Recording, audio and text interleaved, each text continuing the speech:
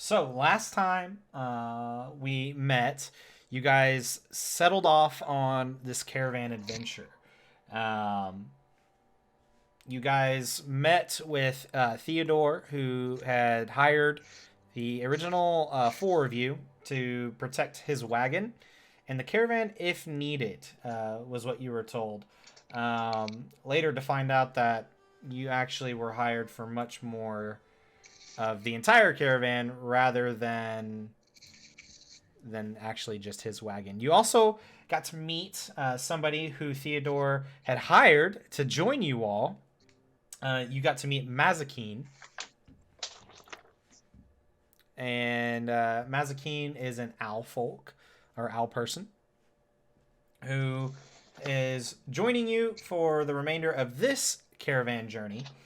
Um, At least. to kind of yeah at least maybe something will change along the way, but for now what you know is that she will be joining you for this journey to kind of help um, just guard the caravan in case it needs to be guarded against anything, just keep things in order and keep things moving. So you guys settled off and began your journey. Many of you met several of the people who are leading other wagons. Um, you also all kind of took a note to the group that seemed very shady. There's three individuals who, at first, weren't quite sure who they were, but later revealed to be Tiefling, uh, who is running the wagon that is placed in the. Let me make sure I get this right. Numbers. In the sixth position. Well, you guys are placed currently in the fourth position, or your wagon is. Um, we saw that Frederick spent a lot of time up in the front and tried to talk to a dwarf who seemed very standoffish with him. We saw Leaf connect with some of the halflings on the back of wagon 7, which would have been Caspius and Irawan.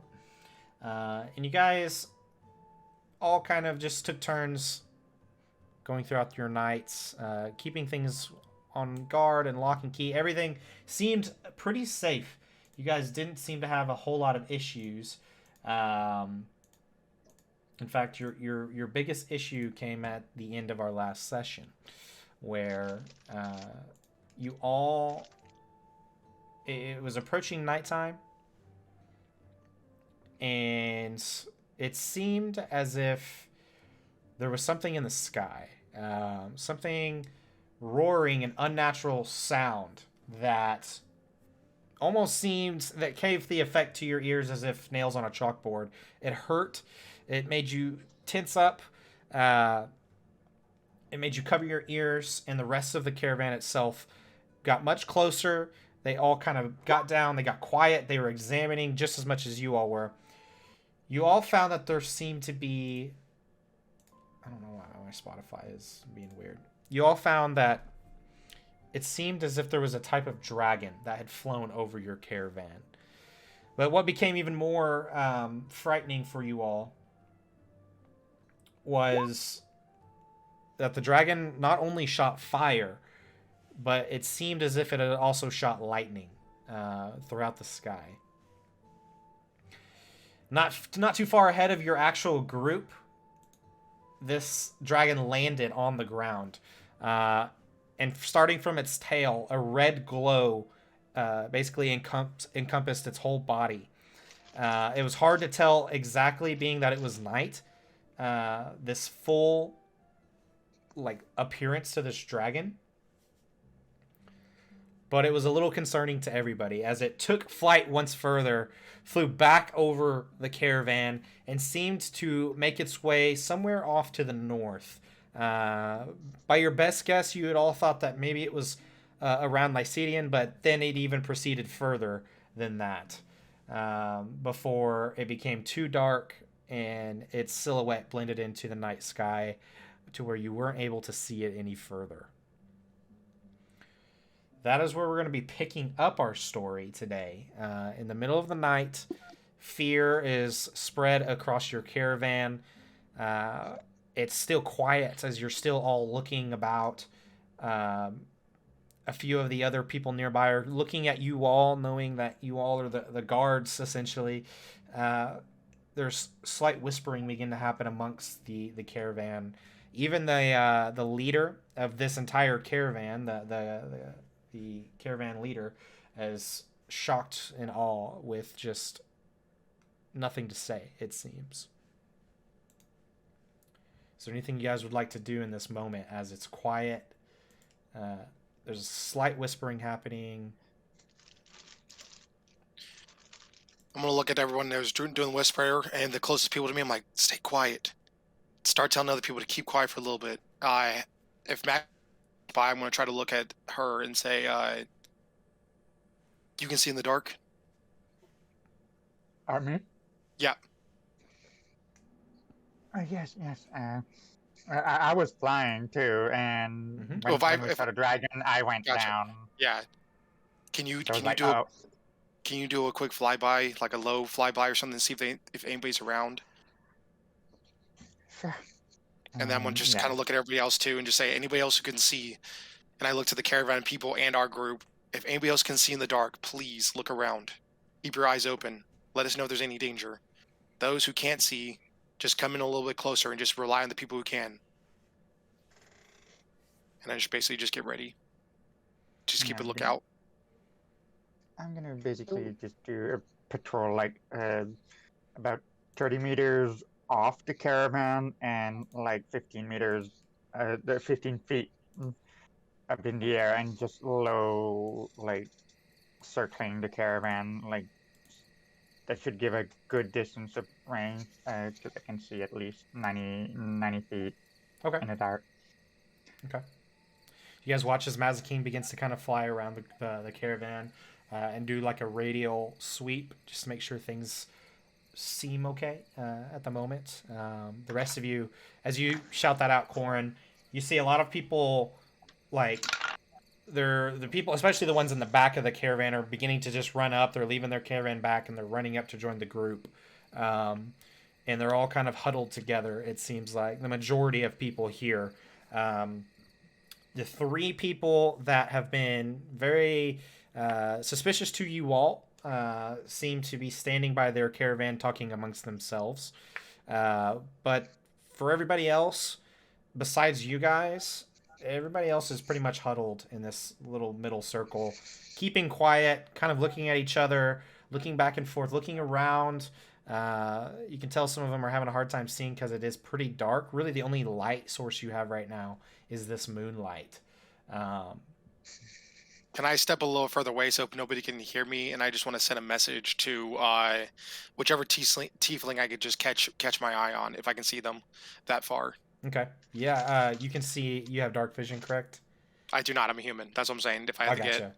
Okay, they would be approximately. I know the I would think I would know the direction, so, and I know where their caravan is. Yes. So if I have to make a blind guess, I'll just shoot where I saw their caravan last. Okay. As we were traveling to see if I click anything. Okay, I'd say you probably can see like their silhouettes, maybe. Okay. I do want to say is right after, like, the whole dragon thing and all that disappeared, Frederick definitely like has kneeled down and taken his amulet in his hand and is just staring into the sky. Okay. Like just clutching that necklace. Okay. I'm just gonna send a message in Infernal to them. Just please do the same. Keep an eye out. I hope you three are... Okay. You don't get a response back, but you do see that all three, maybe they relayed that to each other, but all three look in your general direction that you can see. That you can just kind of see all of them turn and look at you. And they all seem to go back to talking amongst themselves.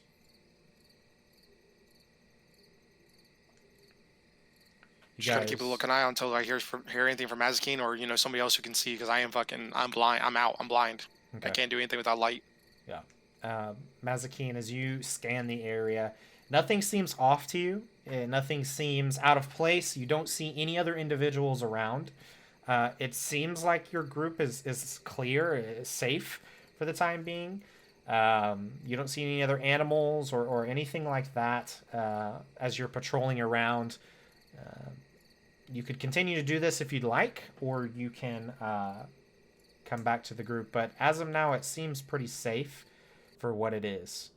And no more dragon, no more hearing anything, correct? No, you have not heard another roar in quite some time now. Okay. And the caravan is kind of close from the forest, right? I would say it's relatively close, yeah. It's probably 50, 60 feet away from a group of trees that would slowly encompass to the road. Okay.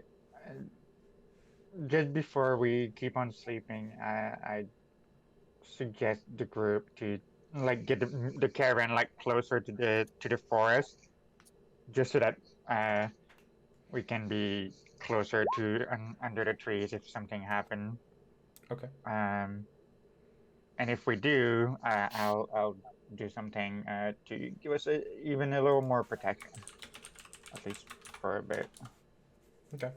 How long is it? Are you kind of saying never that mind. to Yeah. the group? Okay. Yeah. All right, let's do it. As you pitch that idea, you actually get somebody that speaks up. One that you haven't really spoken to, but Frederick, you would know this voice. It seems to be the dwarf that would run Wagon 1. He kind of looks about. I don't think that's a good idea. Being next to the forest, especially after what just happened. I mean, it would give us more cover. Oh, it definitely would. I mean, if there is a dragon around, I have a feeling it's going to have a harder time seeing us if we're at least close to the forest. In that case, we have somewhere to hide, run, and maybe And get distracted. I fear more the dragon than whatever we can find in the wood. I'm gonna look if I can look to the caravan leader while everyone's discussing. I'm just gonna say to him, obviously in common, I would hate if I accidentally did an infernal. He's like, what did you say to me? You're the leader of this caravan. We've given you our opinion, our tactical opinion. It's your choice if you would take it or not. You're the leader. Make a decision. This is actually the guy. Are you talking to the leader or the guy who runs Wagon no, 1? I'm talking. No, I know. Yeah, I know the dwarf's talking while they're all talking. Oh, okay. I'm gonna look to the leader of the caravan and say, "You're the leader. We gave you our advice. Make a decision." You kind of see him. He's got his hand up. He's still like scanning the sky as you're talking to him, maybe in some disbelief, before he responds. You're probably the most defensive people here. We'll do what you think is the safest. If anything, and the dwarf want to stay further from the forest, we can put his wagon at the end of the circle that's the furthest of the forest. Yeah, we could do that if that's something that they choose to do. But we're not going anywhere tonight. So it's better to let's go ahead and make a little defensive. And I would like to look toward everybody. We all need to pitch in tonight and keep an eye out. If anybody falls asleep, that's fine. Somebody needs to stay awake and warn if they hear anything. And I'm gonna dart my eyes to the fucking one caravan who said they want to help with anything. Everybody. What watch were we on? Were we on second watch or? You were on your. I believe we were on second. I thought. Yes, second watch. I And think it so. was me and Mazakeen. Yeah. We Yes, had it was you too. a little birdie moment. So at this time, it's probably about. I mean, it's pretty late in the night, 2 a.m. or so. So. Well, me and Mazakeen can at least, if Mazakeen's okay with it, I think we can both stay up for a little bit longer, finish out the rest of our watch. But yeah, we need at least a few more people. I'm not planning on Keeping going an back eye to out. sleep anytime soon. I can just sit here and rest. I mean, I'm not going to be good to you in the dark, but I'll be awake if you need me. Just point the direction, I'll shoot. Because I have dark vision, so I'm good at night. So I mean, There's as you guys are kind of discussing to Corin, you actually receive a message very familiar to you, to your head, that you hear this familiar voice whisper to you, "We will also help." The familiar voice of the Tieflings that seem to. I want to say thank you very much back in Infernal, and I'm gonna look over to Frederick. We have others who can help. I just nod. A few more people from various wagons begin to approach, and we could stay up for an hour or two. You get let's see, the dwarf who currently who originally didn't really like the idea of standing next to the forest is beginning to gather some of his things and make his way to that destination after seeing that seems to be the plan. Probably begrudgingly, but he is moving over there. Both elves from Wagon 2 walk up. This is the married elf couple who walks up and says, we can do what we can.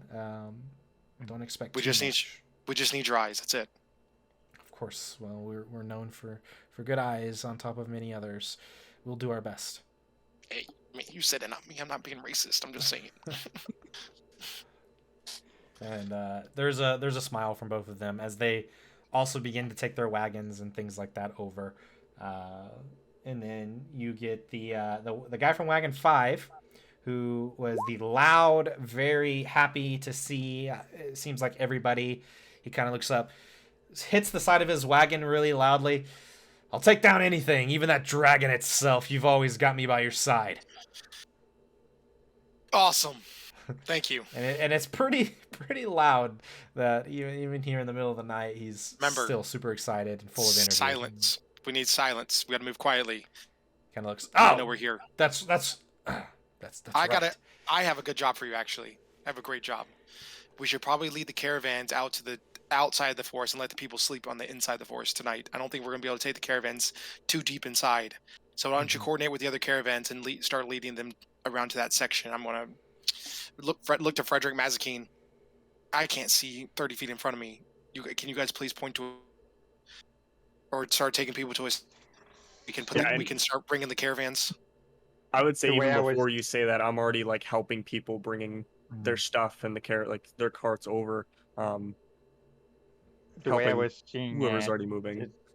Like on one side we have the forest, and then we have all the caravans making like a little bigger than a half circle kind of thing. Yes. So it one side we have the forest, the other side we have the caravans to protect us. That's what I was thinking too. And then have like. Perfect. So you guys begin coordinating, getting people where they need to be. Everybody seems to be along with this plan. You guys begin to set up a new place to sleep, essentially. Are the gnome couple okay? Yes, they are. They're doing their best. They're a little bit slower, but they are doing their best to stick with you all and get their stuff moved. And were they gnomes or halflings? Sorry, were they halflings? They were halflings. Excuse me, my bad. No, you're fine. But yes, they are a bit slower, but they are moving along and getting as much done as they can, and they're trying to do their best to help other people and help you guys.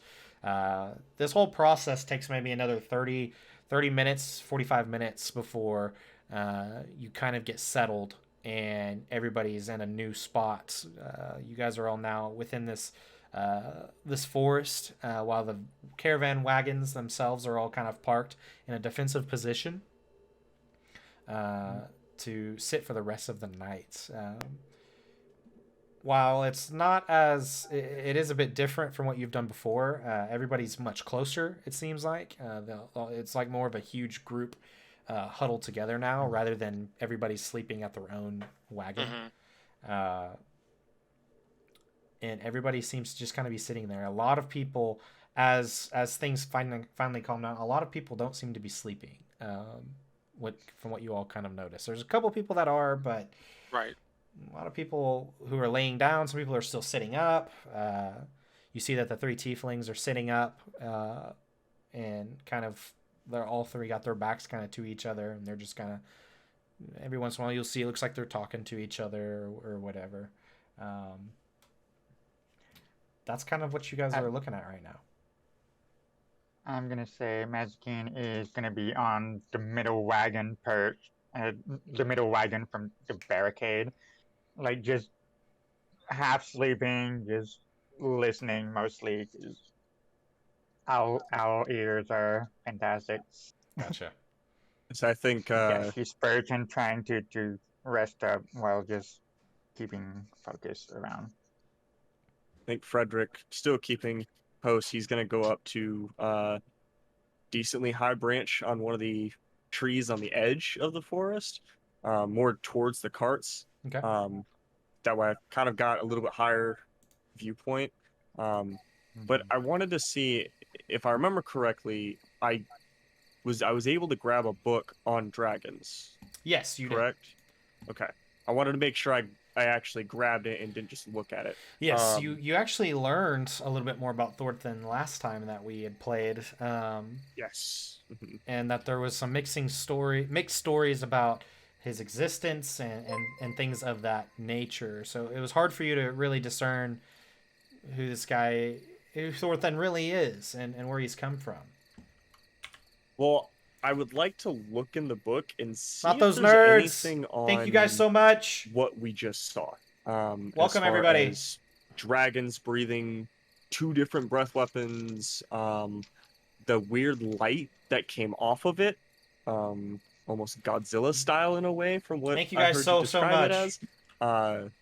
I just want to see if there's anything that brings that up in that book. Sure. From what you've already read, you don't remember or you don't recall reading anything of that nature, that a dragon could use 2 different breath weapons. And as you're reading through, you haven't necessarily read anything that specifically states a dragon almost from its tail all the way through its legs and body. You know that sometimes if a dragon's going to breathe fire, from what you've read, that its chest can burn kind of a orange-red hue. But this is different. This was like some sort of activation or something. It seems just as if this glow began and slowly went all the way up through the body of this dragon, and then took off. So, from what you've read so far, nothing seems to add up about this creature. I guess in that moment, I'm going to take out a few, or actually, I'm going to take out my journal that I've been writing for Thorfinn, and I'm just going to go to the back of it and rip out a couple pages, and I'm going to start writing out everything that happened, what I can describe from the dragon, the 2 different breath weapons, the light, the sound, everything. Okay. As much as I can in detail. Okay. Can I go up to Cal real quick? Yes, you sure can. Cal, I'm not really well liked with a lot of these caravans. Not all of them. I appreciate they're all finally starting to pitch in, but everyone from each caravan, at least 1 or 2 of them they can rest in shifts. Is there any chance? I'm happy to go talk around with them, but I feel like I kind of bristle people the wrong way. Well, at least with some of those group members. Is there any chance you can maybe walk around with me, or walk around and talk to these people and tell them it's okay for a couple of them to rest? It's going to be another long day tomorrow of driving. Yeah, I can do that. I'll try my best too. I'm gonna go, and if Cal goes, I'll go with him, but I'll try to be quiet so I don't ruin anything. Okay. I'm really tempted to just go to the side, use my disguise kit to look like Corn. Yes. That would be fun. I'm not gonna do that, but that would be funny. It's okay. Then I'll just use disguise self to look like you. We're perfect. All right. All right. So are you guys doing something right now, or are you just for later? If he wants to do it right now, we can. It's up to him. I didn't want to ruin it. I know some of them already volunteered for this night. Right. I just want to make sure. It sounds like everyone's on edge still, trying to go walk around and start calming people, tell them how busy tomorrow's going to be. We don't want any accidents on the road. We don't want any more wagons breaking from lack of sleep. Right. Actually, Cal might have something for kind of calming nerves. I'm not sure. Just cast sleep on half the. I could actually. No, That's true. I was thinking more like playing a specific instrument. He class sleep 5th level, 4th level. Just It's only a 30-foot area, so that would I'd have to cast sleep a lot. Yeah. It's up to you. Yeah, I was debating maybe doing a performance roll to just kind of give people something to kind of listen to and kind of I think she'll be back. I think her internet's being spotty. Okay. Yep. Yeah, she did say if she might pop in and out because of that. Okay. There And she I will is. say, I mean, if I hear Cal starting to play any music at all, I'll pitch in with my my pan flute and just kind of, as I'm sitting up there, I'm not gonna go too loud, but just lightly, Okay. just kind of go Yeah. along with it. I had that same idea, but I'm like, maybe I'll let the person who actually plays instruments a lot do that. Okay. Yeah, you more than welcome. Would you like to play your instrument, Cal? Yeah. I'll do like a quiet tune on the lute. Okay. So, as the group is kind of everybody's still awake, and people are kind of looking around, and there is like a slight, just very soft tune that begins to play in the direction of Cal. Would you like to join in, Frederick? It's very slow. Yeah. It's very soft. Yeah. I would like to join in. Just Okay. kind of as I hear the strumming of the lute, I'm just slowly close my book, set it down, and pull out my pan flute and just kind of start playing it and trying to keep in tune. Gotcha. So yeah, Cal, notice that somebody kind of joins you, and it's very soft. It's very quiet, but it seems to help some people. It seems at first some people like quickly move their heads and their eyes, and then they slowly calm, and it's nice. It's a different for what some people have been falling asleep to. Normally it's the crickets and such, but tonight it seems to be y'all's short tune that plays. As the night goes on, you guys wait. Some of you may fall asleep. It seems more of the caravan begin to fall asleep. And it's not too long. It feels like morning comes too fast before day begins to rise. And you've made it through the night safely. Many of the caravan master and Theodore, who had hired you all, kind of runs up and scans the skies as soon as they can, as soon as there's light, looking for anything that could be in the sky, but there's nothing, it seems. It's a normal blue sky, some few clouds and such. Nothing out of the ordinary. While some of you may be a bit more tired and less energy today, nobody gets a level of exhaustion, but you are a bit tired, and you've got a big day ahead of you as you are getting closer and closer to the city of Esaron. If we all get together before we start making a trip. So last night, when the dragon was roaring, Frederick, Mazkeen, you're not gonna. This doesn't really concern you, but it does concern you. But I wanted to aim the conversation more toward Cal and Leaf.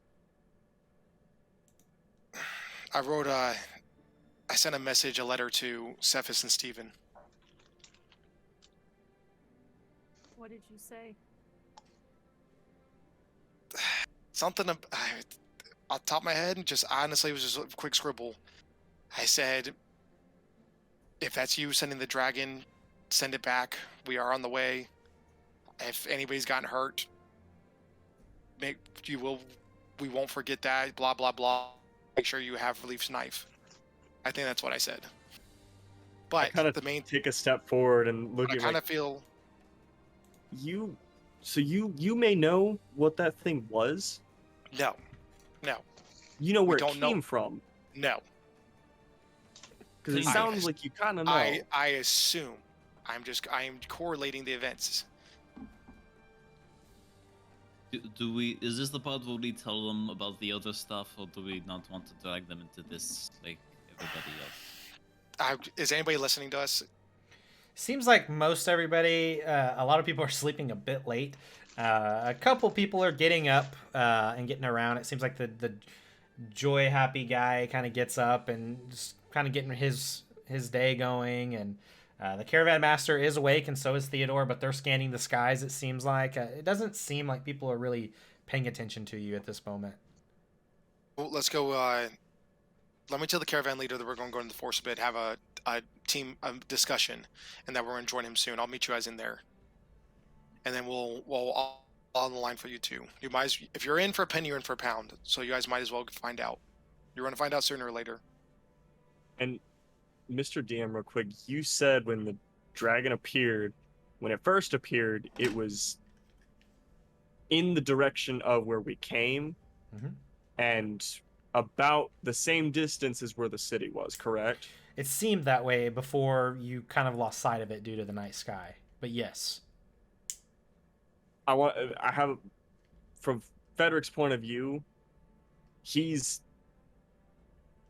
terrified, almost worried, because he's now thinking that that city is damaged, destroyed, badly hurt, something, that there's people hurt. So that's been on his mind probably all night and then through into this morning. Yeah, Leaf has been thinking about that too, and she's going to kind of follow a little bit and just be like, hey, we probably need to see if your brother's okay.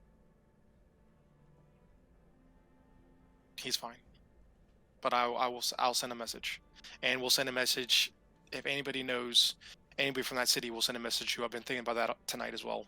I don't think the dragon was going to the village. I think the dragon was at Lacidian. That was the city we came from, correct? Yes.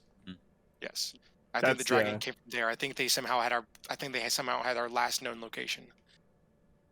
I don't know, but let me go talk to the caravan leader real quick. It'll be 2 seconds. I'm just gonna pop over there, tell him, hey, we'll be ready in a little bit. We're just discussing meeting, or we're trying to figure out what we're doing today. People need to sleep in. Everyone's tired, but we're ready to go as soon as everyone's got packed up and the caravans are set.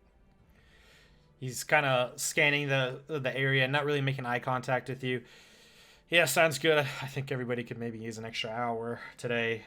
We'll lose some time, but last night was something else. Better than making a mistake and losing more time. He kind of nods. I don't see any smoke or anything anywhere.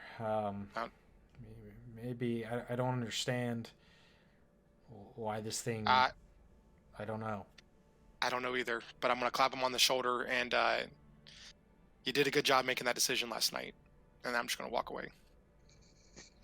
You see, he doesn't seem too fazed by it, but as you're walking away, there's just a nod before you lose eye contact with him, and you make your way back to your group.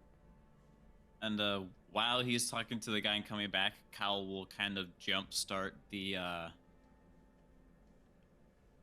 So you're wondering how we got here? Explanation for Mazikeen and Frederick. Okay. Oh, this is going to be hard to explain. So, a previous member of our party was actually part of the Black Hand in disguise, going after another previous member of the party. A bunch of things happened. They attacked us in Esaron. That is who Cephas is. He's a paladin disguise, actually part of the Black Hand. We believe the dragon is related to them because they basically threatened to send a dragon after us if we didn't go to the Black Hand's headquarters, which is in Blackstone. In all fairness, and this is where I walk in all fairness, they said they're going to send the dragon, not a dragon. So it could just be a title that somebody was sent. But I do find it peculiar that once I said the message, the dragon seemed to pull off. Maybe the dragon's name is the dragon. Maybe they just call it that because they don't seem to care about people. But Well, are we even sure it is a dragon? Just because I picked up a book from the library, and everything that I've gone through it, no dragon has whatever that was. It's If- still possible. I mean, I've If- teleported out the planes and then come back, and that doesn't make any sense either. all I know is it roared like a dragon. I couldn't see it. I saw a giant black thing in the sky that was on us in an instant. I don't know. I mean, I don't know if I can make a history check or anything like that, but I don't know if it move that fast.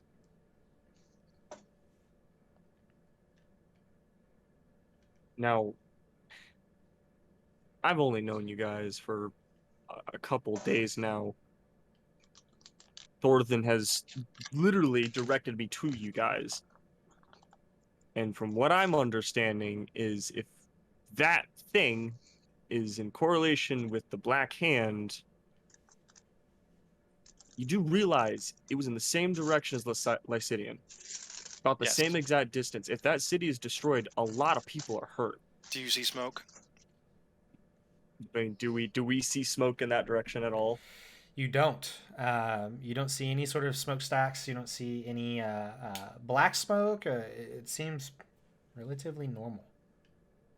I mean, I it know. still could have done damage without smoke rising out from the ground. I know. And I'm gonna pull out one of the ad papers Okay. and I'm gonna write it to my fan. Okay. To Scorn's fan. Okay. Oh And- yeah, Okay. he was there. I'm gonna say, "Hey, buddy, just checking in on things. Did anything happen last night? We heard a disturbance a little distance away." Scorn. Okay. So good. You send that away. It poofs right before you. I can send any other. We can send messages to anybody else. We can write to anybody. I don't know the leaders of that area. If anybody knows the leaders of the area, please take a piece of paper. I mean, If it's- heck, if- we know the merchant The that we shopkeeper. bought the papers from. Yeah. We know True. I thought you the. were gonna go to the shopkeeper first. We could I do say, we know Hey, the innkeeper as perfect. well. Yep. Boom. That's 2 more messages I sent out. Then same thing. Okay. Except minus the hey, buddy. Just Oh, What the happened last night? librarian. Yeah. Yeah, the librarian too. Just trying to This figure is all out. this is all on the ad paper. Okay. So you just Do tell we me how have many to messages. send- Tell me how many messages we sent, and I'll take it away from my total. But do we have to send an ad paper to Ava? Yes, because now she's gonna know that we're using it. I know. Gotta plan in your- gotta plan in your I head. get it. Okay. So Fair you enough. you send off a bunch of these papers. I would just count up how many people you want to send them to, and then. Well, that was at least 4, right? Yeah, that's 4. Yeah, barkeeper, shopkeeper, your biggest Fan. fan, and librarian. Yeah.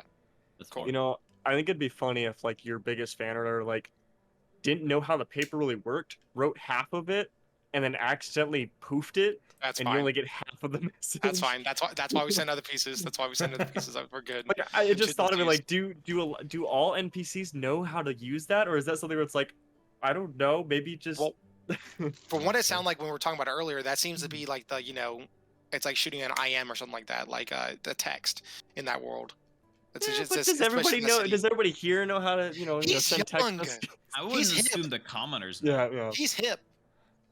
It's more the librarian we're probably worrying about. He knows- He he was knows how pretty to- old. He knows how to use TikTok. He's fine. Speaking of messages, how many days has it been since Leaf sent the letter to her mom? It's been I think it's been about 4 or 5 days, maybe 6 days. Sounds She's gonna about write right. another one. Okay. And I'm gonna send another message to Ran, just making sure him in the village, Okay. and one more non-magic paper Wait a to second. I just had yes. an idea. Sorry, you continue. I'll finish my thought after you finish. okay to the warden, because Okay. I still haven't heard anything from him. Yeah, you haven't. Okay. Why didn't I think of this Do you He's have had to know where sending the this whole person? time. Do you have? I don't have sending, but do you have to know where the person is for these letter things to go to them? As You only have to know who they are, like their name, their face, um, their just general appearance, and then if it connects to somebody, it'll poof away. I suppose like a even if poor it man's doesn't, sending. if it doesn't really connect, it'll poof, but it'll just kind of go into like a random dimension that Goes doesn't into ever the get junk drawer, delivered, yeah. basically. But that's something you wouldn't necessarily know as well. So, Horan, Okay. would you mind if I used one of those? Do you want ad paper or non-ad paper? Honestly, I don't think it matters either way. Okay, here, I'm just going to go 30 of the ad paper. I only need one. Oh, I know, but this is in case you need anything else. It still leaves me with 63. 30 of the ad paper? Yeah, Okay, I'll write that down. because I only have like 22, I think, of the non-ad paper. Okay. Okay. And Cal would like to write a message to his mom. Oh my god. I can't Okay. believe I didn't think of this before. go for it.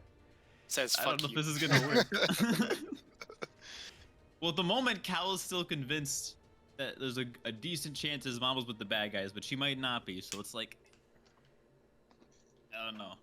Yeah. You can go for it.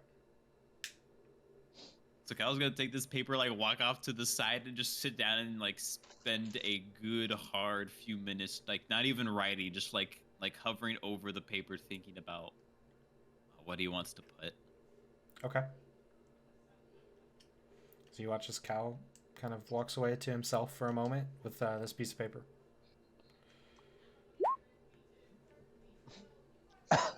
You guys wait a few moments, kind of discussing who else maybe you can try to contact. It's not long before your first reply comes back from Ava, who sends you one back. Pops up right in front of you, Corin. As it does, you unfold it quickly, bearing the same marking and brand as the one you had sent back. It replies, "We were in for a scare. A dragon appeared seemingly just out of the sky. However, no damage to the city was made. Everyone seems fine, but we were ready to defend the city for our lives. You must have seen it too. Hope you guys are safe. Remember, or glad to see you're using my paper. Yeah. Remember, Yes. you can always come back anytime." See? There's a heart with Ava at the end. Love it. The city doesn't look like the city was actually attacked. It looks like the city, I'm guessing the dragon just rolled stuff into the sky. There's no structures that were damaged. That they were just scared. We'll wait for the other letters, but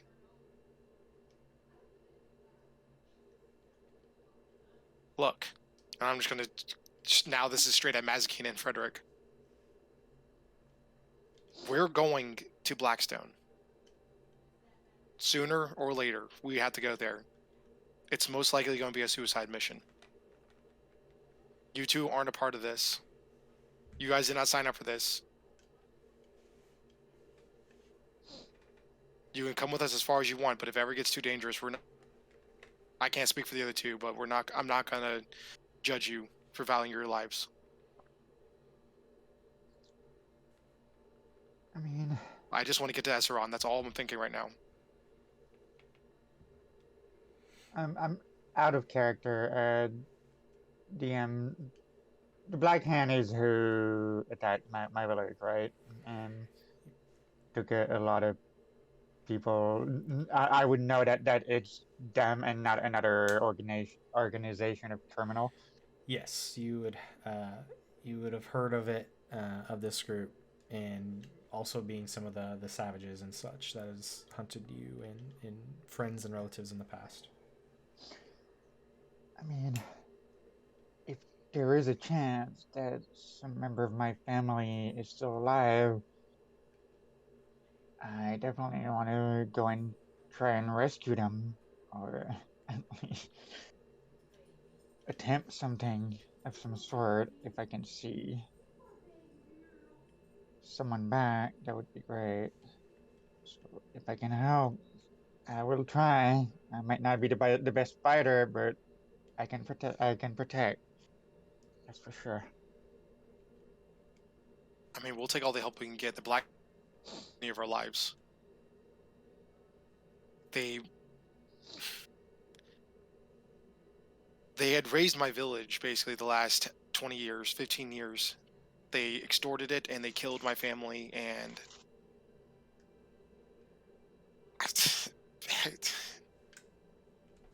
by whoever, because fuck the gods, I will kill them. I will stop at least one of them. If that's all I can do, that's all I can do.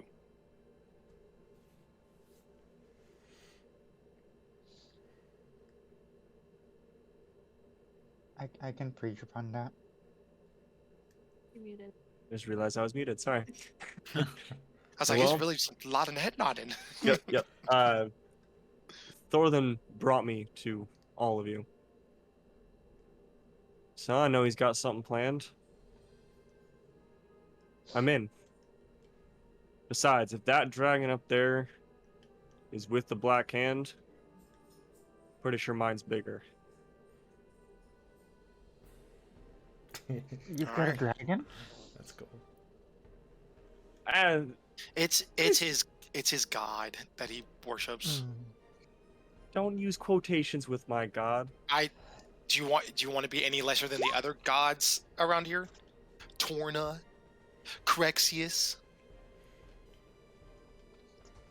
You know, I'll let it slide for now. But I did catch what you said a second ago. Boys, Just boys, know boys, that. boys.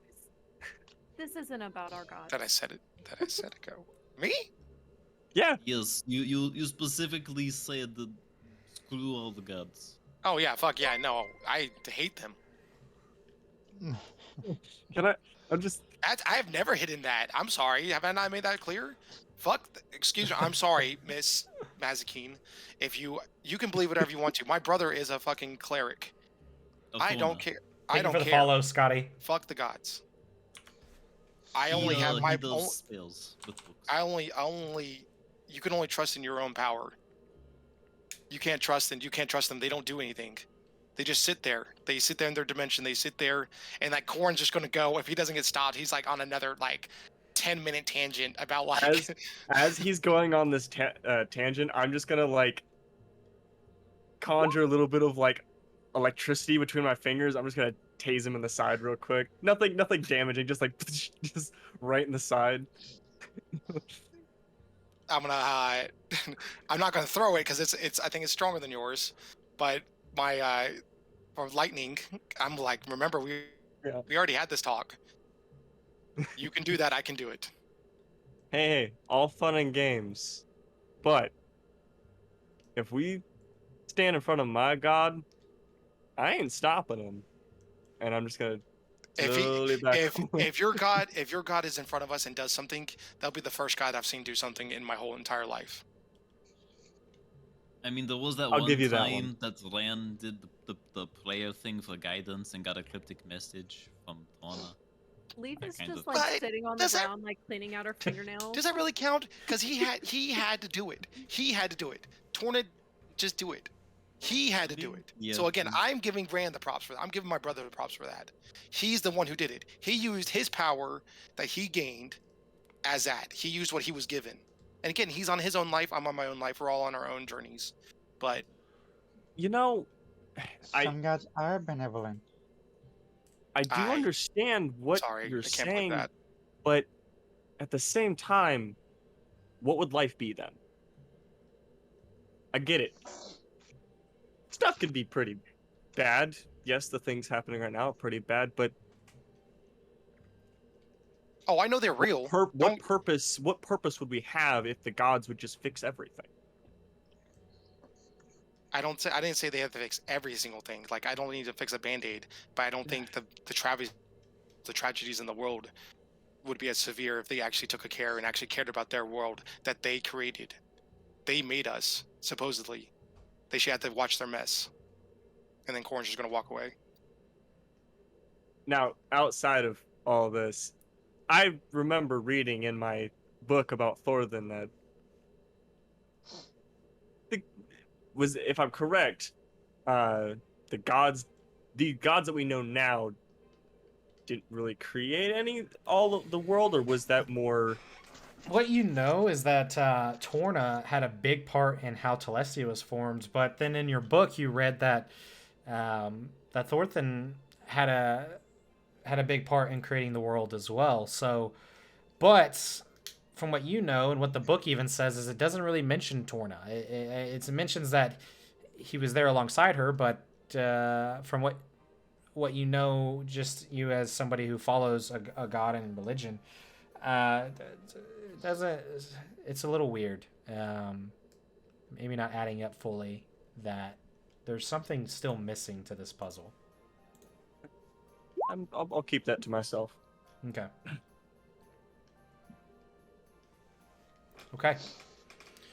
Well, as you all walk away, it's not much longer after you walk away, Corn. You get another response in this moment of walking away. You take a look at it, and it bears the symbol of the Black Hand. Okay. Would you like to open it and read it? Yep.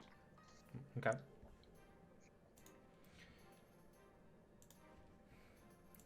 You immediately... Corn's dead. Immediately, you recognize the handwriting. You almost even scan to the bottom of the letter to see that this is another letter from Cephas. Bearing the symbol of the Black Hand, what you read says, "We have sent no such dragon against you, at least not yet. Our king awaits to meet you. He's heard much of the Unbroken. Also, Stephen sends his utmost regards to you and your group. If you join us, we can rule all of Telestia. There's much more to this world than you think, the secrets it holds, the uncontrollable power that exists, and we need your help to contain it and hold ourselves strong. Come, I'll have some beers ready for you all, just like old times." Signed by Cephas. Can you repeat that second half? Sorry, I was listening, but I wanted to make sure I heard it correctly. Second or half? send it in the chat. Or just send it in chat. Here, I'll throw it in Discord too. All right, thank you. But out of That's why character, did Yeah. he just say there's something bigger than the Black Hand, basically? It's it's from the first dungeon that we opened up. Remember, it's with the necromancer thing we started doing.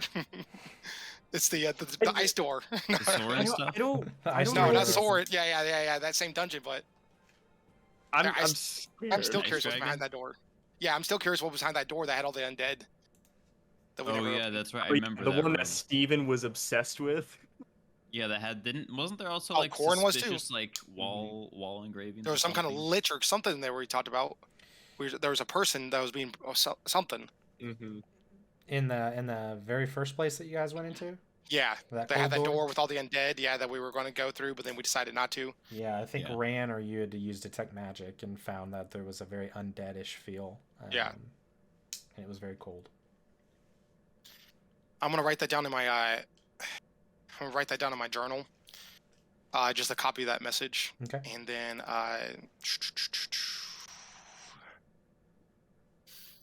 I'm just going to scorch and ray it, the letter. Oh, so that's the in first anger. time we've heard about a king. I'm gonna scorch and raid the letter and destroy it. Does that mean he's a pirate king? 'Cause it's the Pirate Isle, so he's the king of the Pirate Isle, so that makes him a pirate king. He's got it. Game So- over. Did Luffy! Corn read this? Like, Yeah, Corn, did you Lisa, share did this with everybody, or did you? I scorch it? walked away, and then you said after I was walking away, I am gonna share it. Don't worry. I in that anger when I read it, like him just acting all casual, like he's analytical enough. He knows he makes a copy, so he writes down a copy just like any other takes, and then he just fucking just burns it in his hand. All right. And I'd say that's Well, probably noticeable amongst some of you. As you didn't get very far when this letter right. showed up. I'll stand there for a moment and just my chest like kind of heaving, just trying to calm down.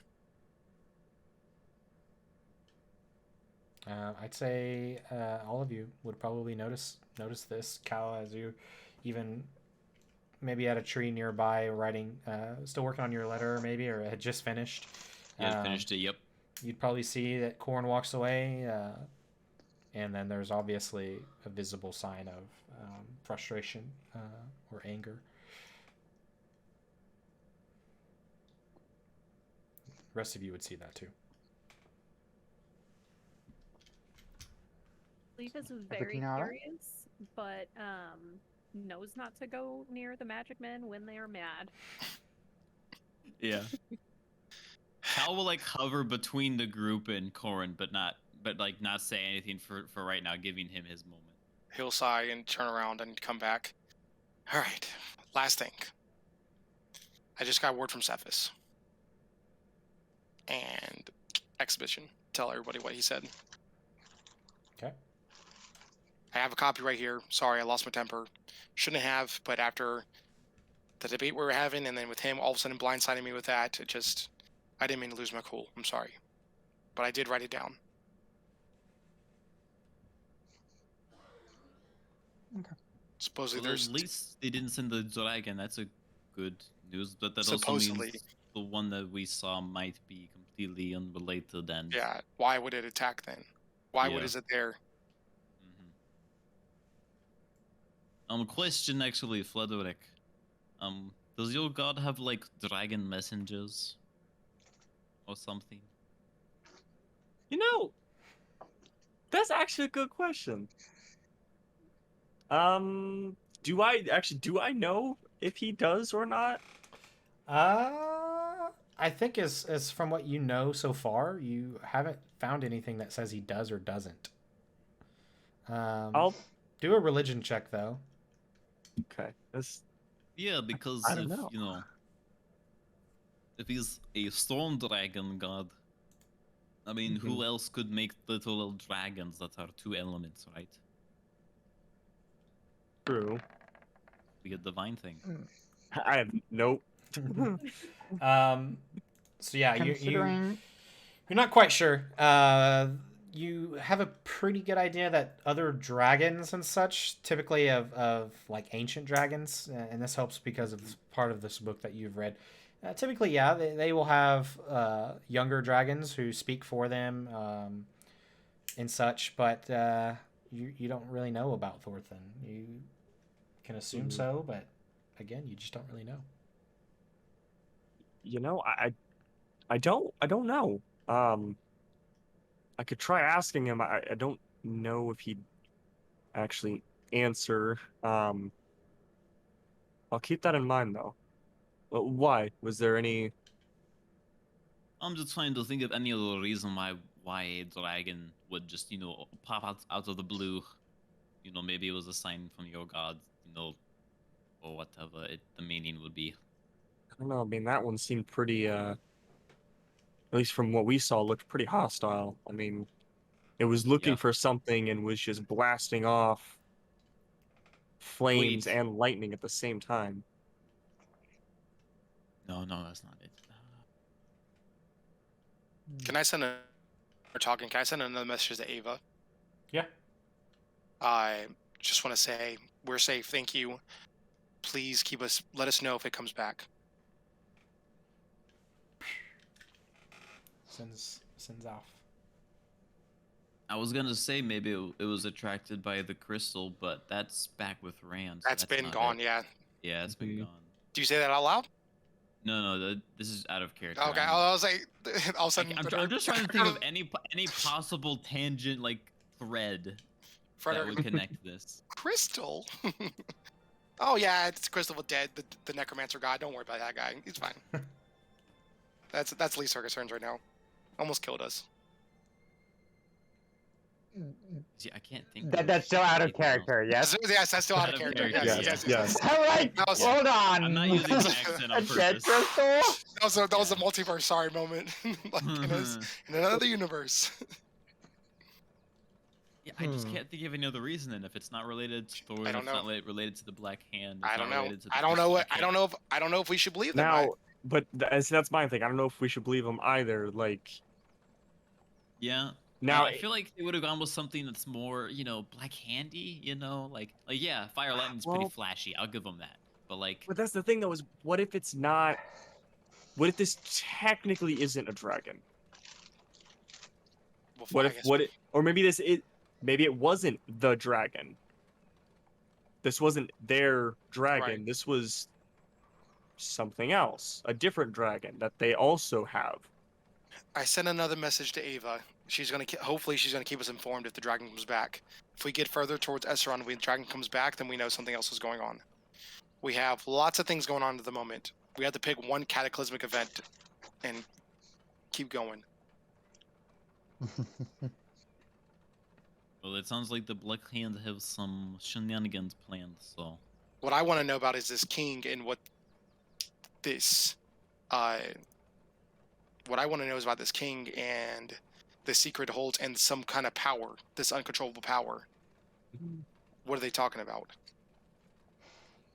I don't trust. Look, I'm a little bit beefier than most wizards, but I don't trust Cephas and not Frederick. I trust you, Frederick. Steven. Whoa, hey. Whoa, yeah, fuck you about your debate. I don't trust Cephas and Steven right now as far as I can throw them, and I sure can't even pick up Steven, so I mean, you felt his biceps. I did not. You didn't? No, I think every single one in I did. of the Did we? party Because I thought I was. felt- I I thought, thought I the thought, party did at some I thought I was the point. last one. I thought I was the only one who like resisted. Well, Try I to thought hold you out. did just. I I'll thought have you to did go one back. time just. I'll have to go 'cause. back. I'll have to go back and Yeah. check. I think everybody did at least once. Actually, Leaf might not have. Yep, Leaf never did. Leaf was a little bit late to the party, He but wasn't yeah. around long enough. That's true. That is true. There's a Just moment. for context, Alex, Glitchy's first character, Steve, was a warforged that Yeah. looked like a dragonborn. And Bless you. bless you. Bless you. Bless. you. That's you. They always come in twice. I feel Yeah. that. I say Yeah, my just like girlfriend twice. always has them in threes, so Well, it's at least two. Mhm. Yeah. And then it can keep on going and going and going. But yeah, like, I think I might have been the one that started it. The whole I like think you did. obsession with his character's biceps, because he was just this. He was like what was it? What was your strength? Like 18 with that character? Crazy, oh something god, crazy. I think it was. I wanna think it was say either 19 18 or maybe. 19. Yeah.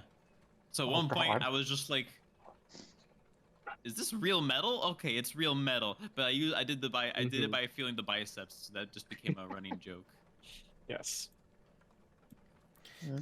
It's at about this point the caravan master comes and finds kind of you guys in your huddle. Yeah. Hey, sorry to interrupt. I'm thinking we need to be getting on the road pretty soon. Seems like most everybody's getting up and around. We were just finishing up. That's great timing. Perfect. We'll be getting out soon, so just make sure you guys are ready. We're not leaving without you, obviously, but we do want to get on the road. Yeah, I think we're ready. I say by the time we're talking, like the caravans are a mile down the road. I'm like, wait. Good luck. Yeah. Okay, I can cast haste on one person. I lied. I don't have haste. Never mind. Maggie's gonna start getting up in the air, and I'm gonna do scouting ahead. Like I'm gonna be going back and forth in front, keeping a bird's eye from the air. Okay. Because flight. Whenever she gets within 30 feet of me, I'll send her a message saying, anytime I see you within 30 feet of me in an hour, we can check in. That way you don't have to go back and forth so But yeah, much. like I still give a good bird like in front to make sure that there's Mhm. nothing in front of us, like in a mile ahead, almost. Perfect. Okay, so where would everybody like to go as the caravan Sorry. begins to set up and get back in its line? Everybody kind of assumes their same positions as they had previously. Where would everybody? So we know Mazakine's going to be kind of up in the air. 120 feet, not 30 feet. My bad. 120 feet. Oh, that's far further That's what- enough. Yeah. Yeah, I would say that's where my message can go. I forgot. I don't know why I thought 30 feet. I think it was because I was thinking because I have no dark vision, I couldn't see past. That's probably. Yeah. As people kind of get prepared and set up, a few people wave at you. People take sight of you. Where would you guys like to be? I'll walk at the very back. Not close enough to the tieflings to scare them or make them uncomfortable, but just walking behind the last caravan, keep my distance, but kind of watching out what's coming behind us and in front of us in that direction. Okay. So Corn will be at the back. Mazakine, you're kind of up in the front, hovering up in the air. We have Leaf, So Cal. I would assume basically. So every time I get back to the caravan, it's about 100 feet, and that's when he sends the message.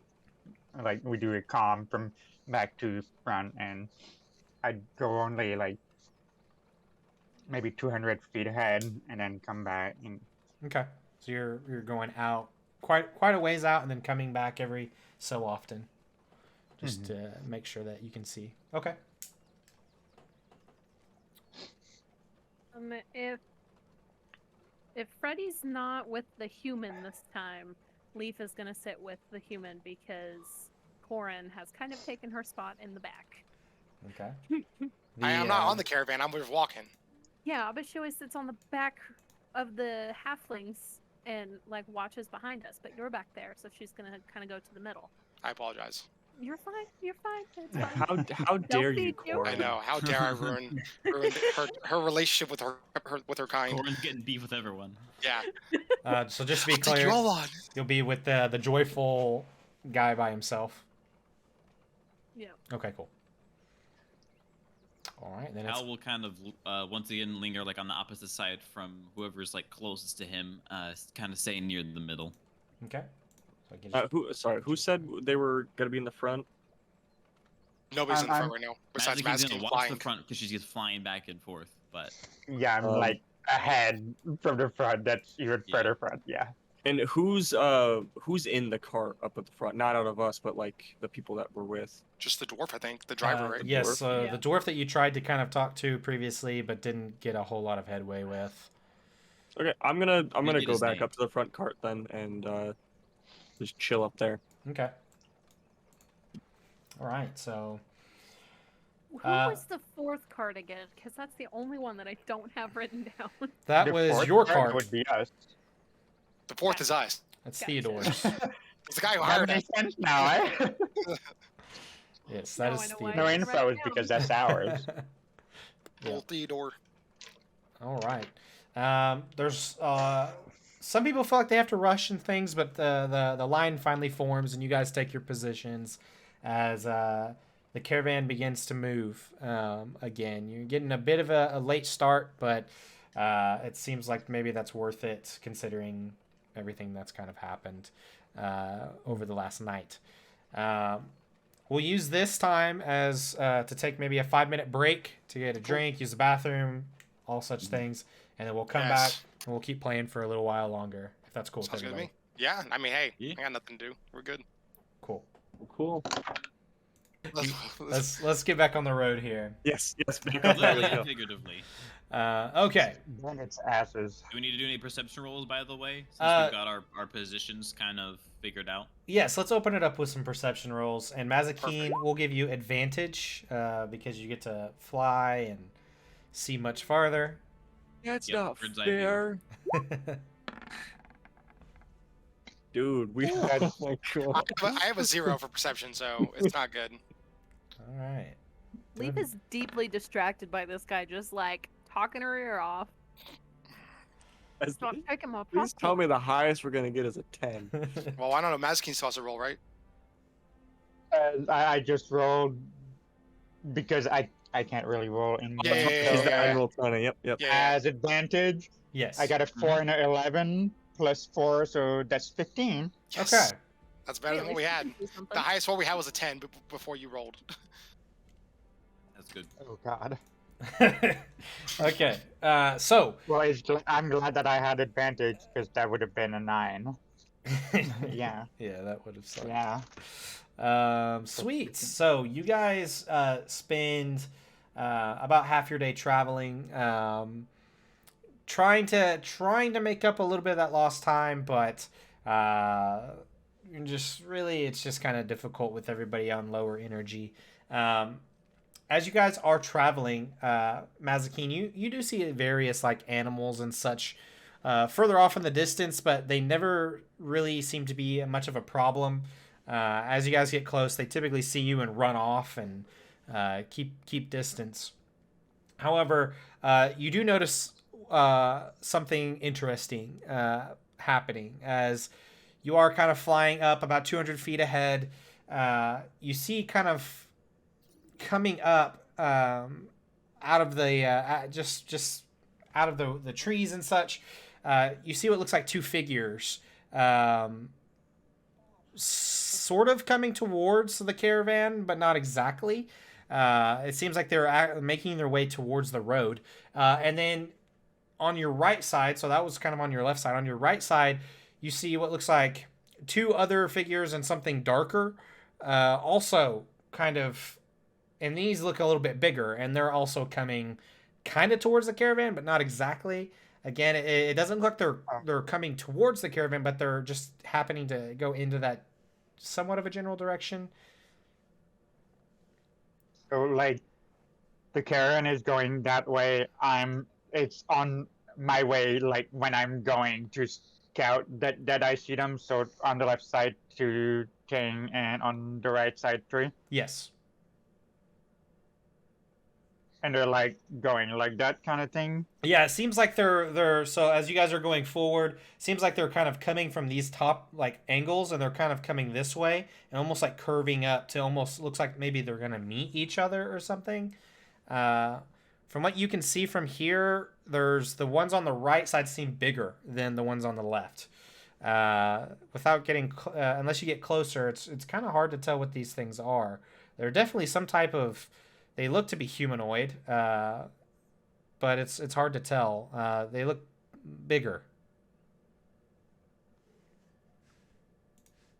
I'm gonna hover like lower, almost like in the leafage of the trees, in the canopies, and like hover there to Okay. give myself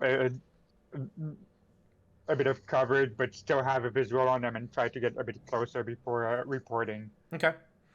So they do notice that it's taking me a little longer on this wave. I was gonna say, is this around the time where we're supposed to usually link up? And I'm like, she's not back yet. And a lot of times you can kind of just see her a little bit as she's flying. It is much smaller because she's farther away, but you do notice that she seems to be going even further out away from you all if you happen to be looking. Mazakine, as you fly and kind of get into some trees and you do make your way a little closer,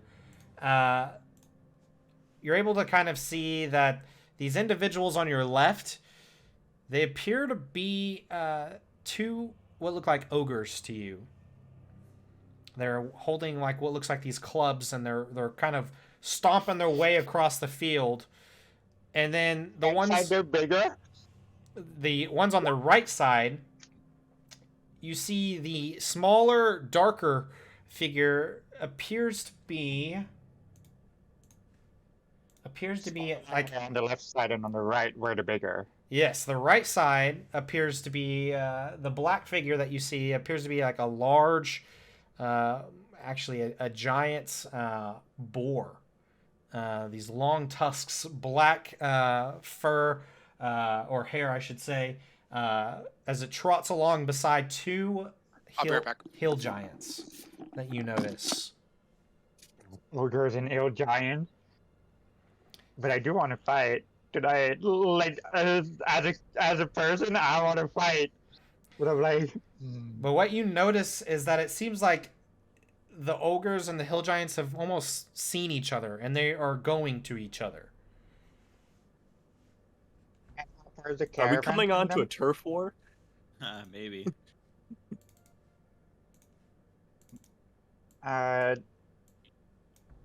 how far is the caravan back right now from this meeting point? At this point, they're approximately maybe 150 feet away or so.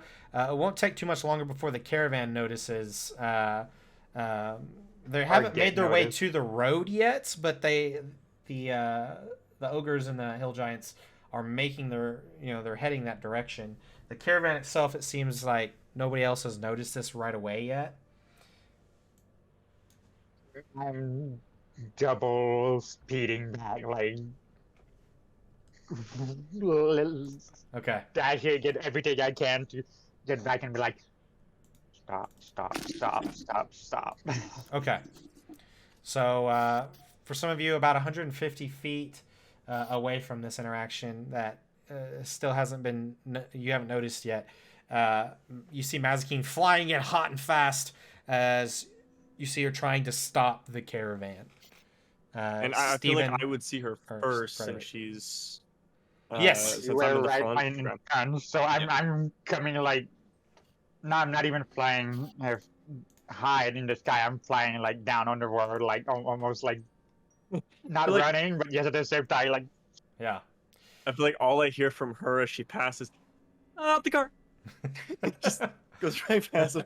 All right, stop the cart. Sorry, yeah, I'm gonna tell the dwarf. All right, let's hold the cart real quick. He watches, he kind of nods. And I'm like, we have a problem. What's wrong? I'll just send if she's not close, I'll send a message. What's wrong? The message I can no, it's the sending that I can reply back. Message you can reply back, but it's just a whisper. Yeah. You have to, it's a whisper to each other basically. Oh yeah, I remember. Okay. I can pop it in chat. We... Oh, you don't have. Never mind. My bad. Sorry. It's okay. Don't hurt me. I'm sorry. I've got a good I've got a good memory of my spells. We have big things ahead, and ogres and giants are converging toward the road, and there seems to be a giant boar over there. Like another message. Like they're gonna fight each other. Not quite sure, but they've seen each other's. I don't think they've noticed the caravan just yet. So if we want to go, either we go around, or we defend the caravan and we take him on. Another message. Can you scout for a little bit longer and come back? We'll try to get the caravan until we stop. Get back there and just keep an eye. And as I go back, I'm gonna go stealthily this time. Like now that at least the caravan is alerted, I'm gonna not take my time, but I don't want to be seen by these giant motherfuckers. Cool. Just do a stealth check for me. Can I? Metal dice? What was that? Oh, you do your rolls first before I say anything. I don't want to. Okay. I will cast what's it called again? Guidance on myself for an extra D4. Okay. And it was a natural 19 to start with, so 19 plus 3 plus my stealth is 5. Nice. Oh,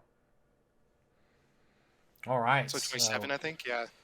Yeah, you basically fly super fast, but also quietly and unseen by what is happening in front of the caravan. I'll be right back. Okay. Practically unseen by these creatures. As the rest of you look ahead of the caravan as much as you can, Frederick, you do start to see the two groups as they get closer. As they are getting closer to the road in front of you, in fact, that these are maybe now 120 feet away from the caravan, and you're able to see this, Frederick. And as you watch Mazikeen, it seems like they're getting closer to the point where they are now across the road from each other, and they're just kind of looking at each other. It seems like they're all holding some type of club. And you see the ogres smash the club on the ground a couple times. And then the hill giants do the same. There's a roar back and forth from both sides. Almost of some sort of threat, it seems like, to each other. You can kind of hear the cries of the giant boar that's also there, following behind the two hill giants. It seems like there's something going on here that you're not quite sure if there's some territorial issue or what. Do you speak Giant? I do not. Okay. If I can get close enough, I can. I say if anybody has comprehend languages, that would be amazing. Yep. So you begin. Somebody's got somebody's there. So Mazakine, you begin to hear what sounds like they're communicating back and forth in this guttural language where you see spit even flying from their mouths. It's kind of gross. It sounds kind of gross.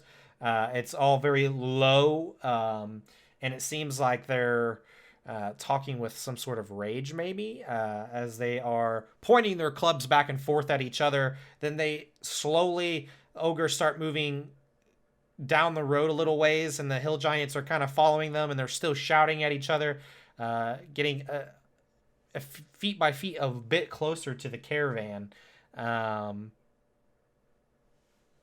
But still shouting and yelling at each other in giant, it seems.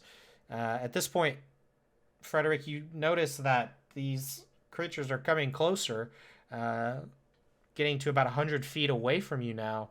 You see Mazakine far off, kind of in the tree line, watching. Kind of hard to see her because of her stealth.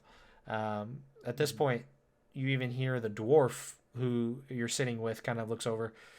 Hey, what? You see that out there? What is that? As he's trying to now look and focus on the beings that are in front of the caravan. Oh God, I don't even know what to do about this. How far I am from the giants, and how far are they from each other? I'd say probably from the nearest tree that you're at, you're probably around 50, 60 feet away, and they are about 15 to 20 feet away from each other.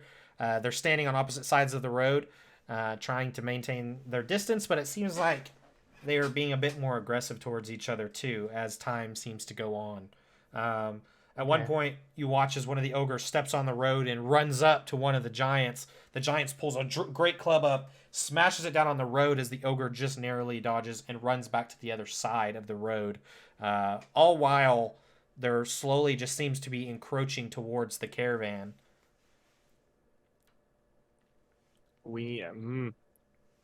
There's no way for us to move the carts or anything. We need to get these people out of the way because we're about to be right dead center of what I can only assume is some sort of turf war between the hill giants and these ogres. Do we want to stop them, or like I'm in the air? I'm watching the caravan comes by, and I'm not sure what to do. You rolled a 27 for stealth, so I can't see you. My thing is, you're gone. Do we really think we're prepared? Don't. I want to fight so bad. But you said there's two ogres, two hill giants, and a large two hill boar. giants, and a boar. Can I go up? Do you really think we could take all of them off? I'm gonna run up. Maybe not. I'm gonna go up to the tieflings. Yeah. I quickly speak in Inferno. Look, I gotta go. Looks like there's, and I'll tell them to run down ogres, some hill giants, something like that. If you can fight, we might need you, but please keep an eye out back here. And then I'll just, before they even answer, if they start to talk, I'll listen. But if they just give me the normal curt nod, I'm gonna try to rush up. Okay. And get more with the party. They all kind of just look at each other and take a few moments, and almost are like, "We need to talk about this" kind of vibe, and before they can really answer to you. So give them a thumbs up, and I'm gone. Cool. At this point, a few other people begin to notice what's happening, and you even see the caravan master run up to the front of the caravan and look at you, Frederick. What's going on? What's in front of us? And I know, I see that it's the ogres and the hill giants. At this point, you can see that it's some large creatures. Yes. Make a perception check. Another one. I don't want to flat out and. See. Would I be able to hear them once I got to the front at all? That's a 20. Not quite able to hear them yet. Okay. But getting up to the front, Frederick, you're able to see at this point that yes, 2 hill giants, a giant boar, and 2 ogres seem to be slowly arguing with each other, while at the same time closely getting closer to our caravan. He rolled a nat 20. No, it was not dirty 20. Oh, dirty 20. Okay. Yeah. I was gonna say, you can see me up above you. Be like, Yeah. hey, what do I do? What do I do? Also, basically, I'll relay that back to him. Like, it looks like there is 2 ogres, 2 hill giants, and a large boar. I don't understand if they're really I'm just hearing grunts, but they don't seem happy with each other right now. But they are moving towards us. Would I know if either one of them, like if ogres or hill giants, if they're pretty fast? Make an intelligence check. If at any point, if I get to the front, any point where I can start hearing them, I'm gonna my action to cast comprehend languages. Okay. It's hard to hear at this range. You hear if they start getting noise, but it's not comprehensible. Yeah. Mm-hmm. 16. So you know that hill giants, because of how large they can move quickly across the field, but in terms of fighting, yeah, they're pretty slow and easy to hit.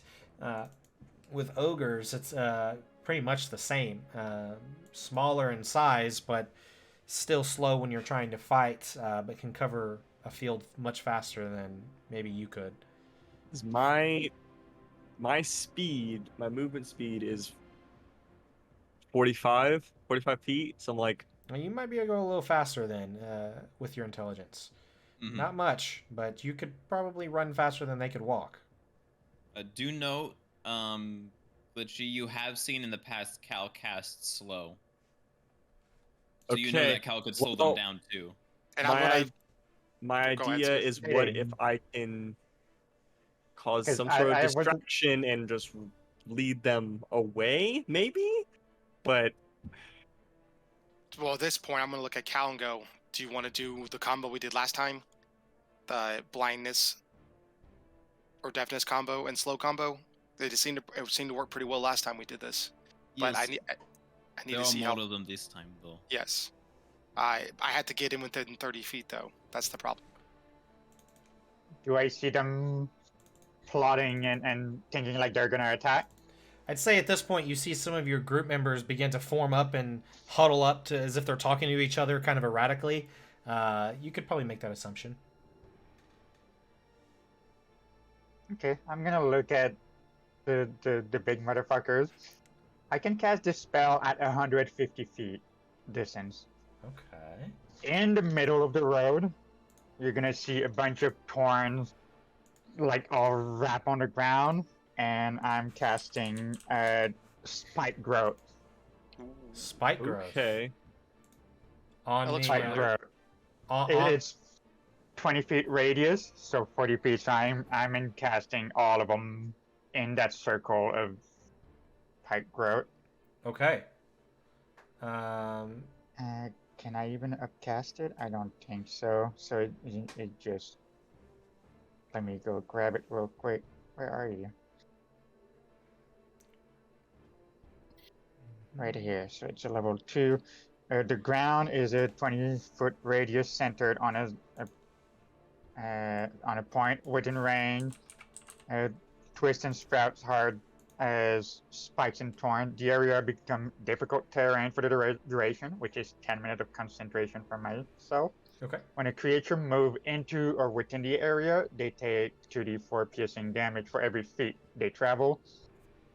The transformation of the ground is camouflaged to look natural. Any creature that can't see the area at the time the spell is cast must make a wisdom perception check against my spell DC to recognize it as hazardous before it enters it. But I'm casting him like Right on. they don't see me cast it, but Right.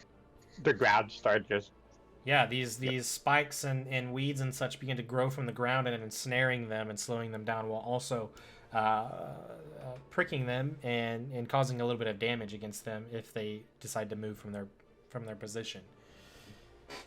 dangerous terrain ahead. Do I? Right now, there's dangerous terrain ahead. Yes. Along with those fuckers. At this point, there are probably And I draw. 80 feet from the caravan when this happens.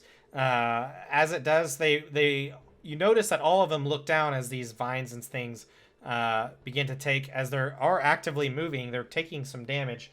And you just see as both sides point their clubs at each other and yelling in giant once further. It's now becoming a little bit more easier to hear, but not exactly maybe comprehensible still, as it's just a lot of yelling and roaring. You see as they both try to grapple each other now, even through your spike growth. They're slower and it's difficult terrain for them, but they are now fighting each other, it seems like. Taking some damage because they're getting ripped up by your spike growth. One of them throws the other maybe 10 feet closer to your actual caravan. Is there anything else you'd like to do in this moment as this is kind of happening? It seems like the ogres and giants have now ensued in some sort of battle against each other. I'm dropping down from my hiding spot so that I'm on the caravan and Okay. I'm gonna look at the caravan leader. Just be ready to run direction if we tell you to, and I'm gonna try to go as close as I can to where I still feel safe, where I feel like they can't hit me with like a throwing something, or where I feel like I have at least a decent chance to dodge. But I want to see if I can get a little closer to here. Okay. You watch as the caravan leader pulls out what looks like a nice shiny longsword from his hip, and kind of has it ready to go just in case he needs to use it. As the battle continues,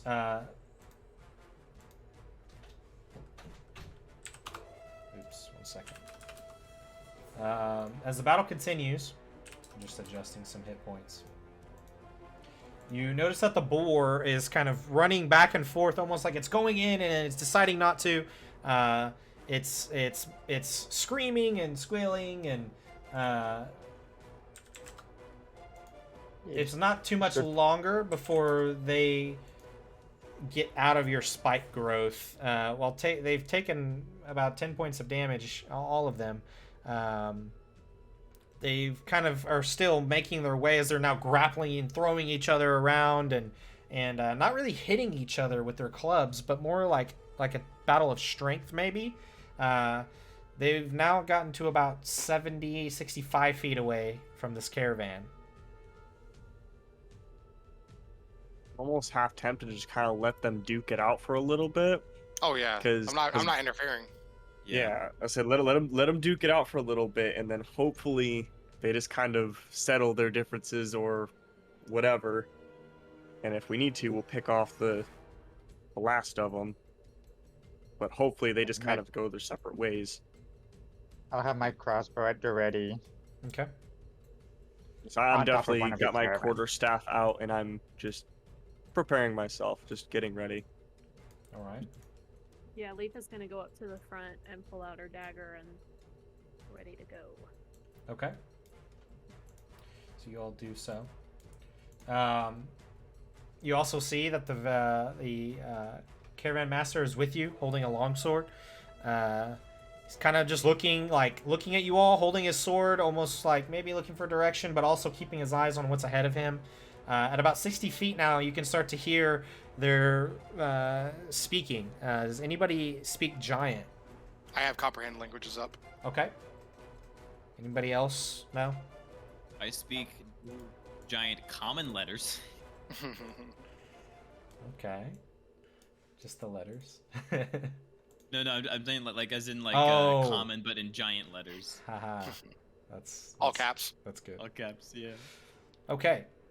Well, Close enough. Corin, you being the only one with comprehend languages, it was like noise and low roars and just these screams back and forth. Now almost shockingly, you just kind of, because of the magic, you know what they're saying as it translates to you.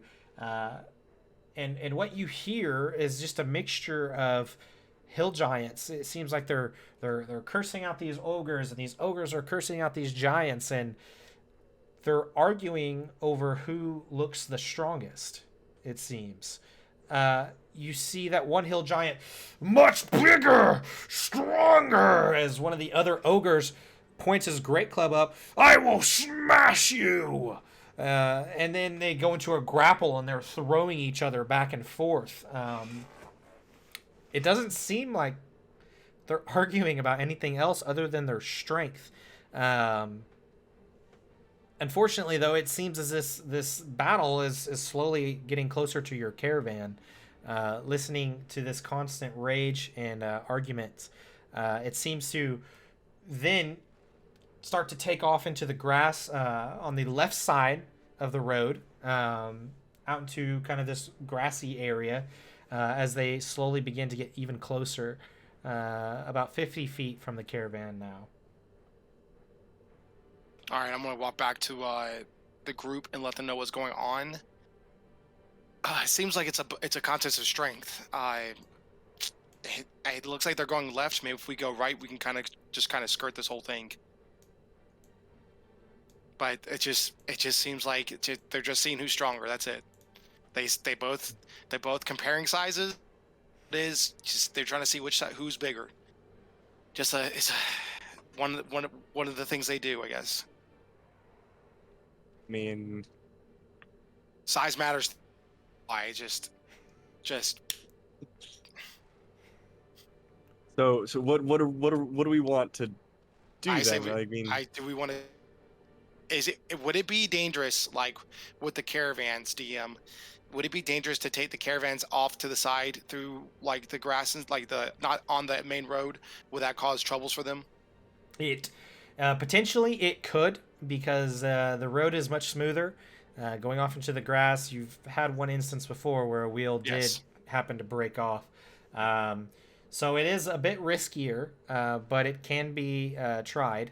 As long as nothing else happens to any of the caravans or the wagons, you should be able to make it. But again, you just don't really know the condition of each wagon and such. If they don't come closer and they're just doing a power strength and you just keep wrestling and keep going away, we could just wait it out. Or we can try to add another distraction further away to where they start going for it. We know that the Tieflings don't take super great care of their wagon because they were the one that fell apart. Yes. But only because they can't get help. Yeah. The caravan master kind of looks at you all. Are we sure? Like maybe they'll go a different direction. Maybe they'll stop or kill each other and they'll leave. Well, it looks like they're wrestling. They're to the left right now. So, and I'm just keep looking back, trying to keep my eye on them as I'm talking to them. And as this conversation is going on, they kind of veer off to the left, maybe 20 feet from the road, before you watch as an ogre pushes one of the hill giants back to where he falls on the ground. And even like there's like a short silence of maybe this hill giant was a bit surprised by an ogre's strength, as it gets back up, now only maybe 10 feet from the road and 45 feet away from the caravan. However, you notice that they are getting scratched, bruised, and beat up. That it seems like they are getting damaged throughout this battle of strength. Mazikeen, can you let me know if you because you have better eyes than me. Anybody who has better eyes than me, can you just let me know if it looks like they are getting pretty hurt?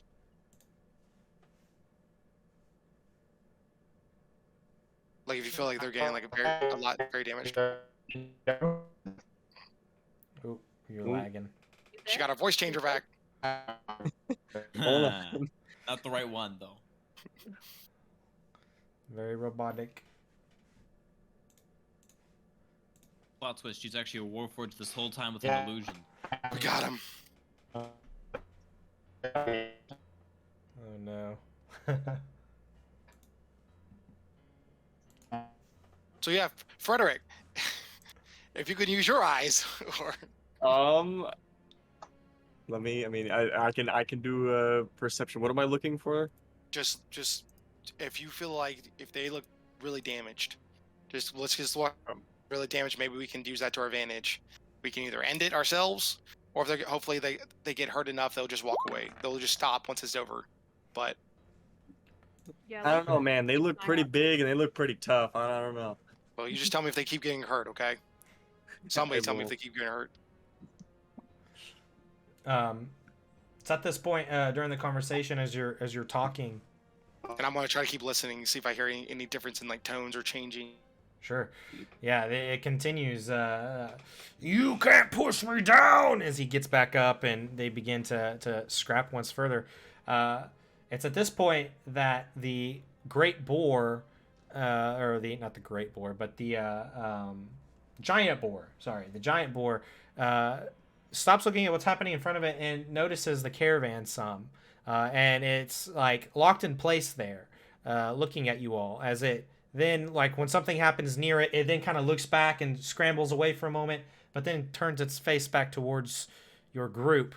Not charging, but 40 feet away now, as these guys are fighting, just kind of looking. I'm Who's going the one that to. noticed us? It would The be boar. the giant boar, The it boar. seems. I'm gonna basically just stand. I've been standing the entire time, my quarterstaff ready, but I'm gonna prepare to use my breath weapon. Okay. Leaf is gonna kind of sneak around while it's paying attention to the fight and be ready to like get its attention if it starts moving towards the caravan at all. Okay. What's up, Cal? So Cal's gonna cast minor illusion. Okay. So you said the boar was 40 feet away. It's roughly 40, yes. Okay, so I'm gonna use my max range here, 30 feet away, so it's basically 10 feet from the boar. Okay. I'm gonna create an image which is no larger than a 5-foot cube. Okay. The creatures that look at it can basically make an intelligence investigation check against my spell save DC to see if it's an illusion or not, which is 15. I'm gonna create the image of a giant, but only like in a 5-foot cube, Okay. but in like a hostile, menacing pose. Okay. So you cast this minor illusion, and are you casting it like right in front of it in the direction that it's looking, or kind of off to the side? Okay. Kind of in front of the boar, so that way it's kind of between us. Okay. So you cast this, and as you do, you begin to see this illusion rise and shape. It is going to try and make an intelligence check. It is an investigation, actually, if it has any investigation. Let's see. Can I hold a spell? Yes. What spell would you like to hold? Circle of Death. Oh fuck. What is it? Ooh. Circle of Death. Okay. If they get so And basically not pulling punches. if they get close enough, or if they if they look weak enough, or if we fall threatened enough, I'm going to get ready to cast it. I think I'm back. Yes. Welcome We back. can Hey. do- Welcome back. I'm gonna leave no cam for now because it seems Oh yeah, like yeah. there's That's some okay. issues. Do Understandable. whatever So- works. What did I miss?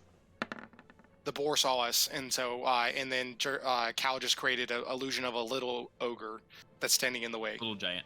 Little giant, excuse me. Okay.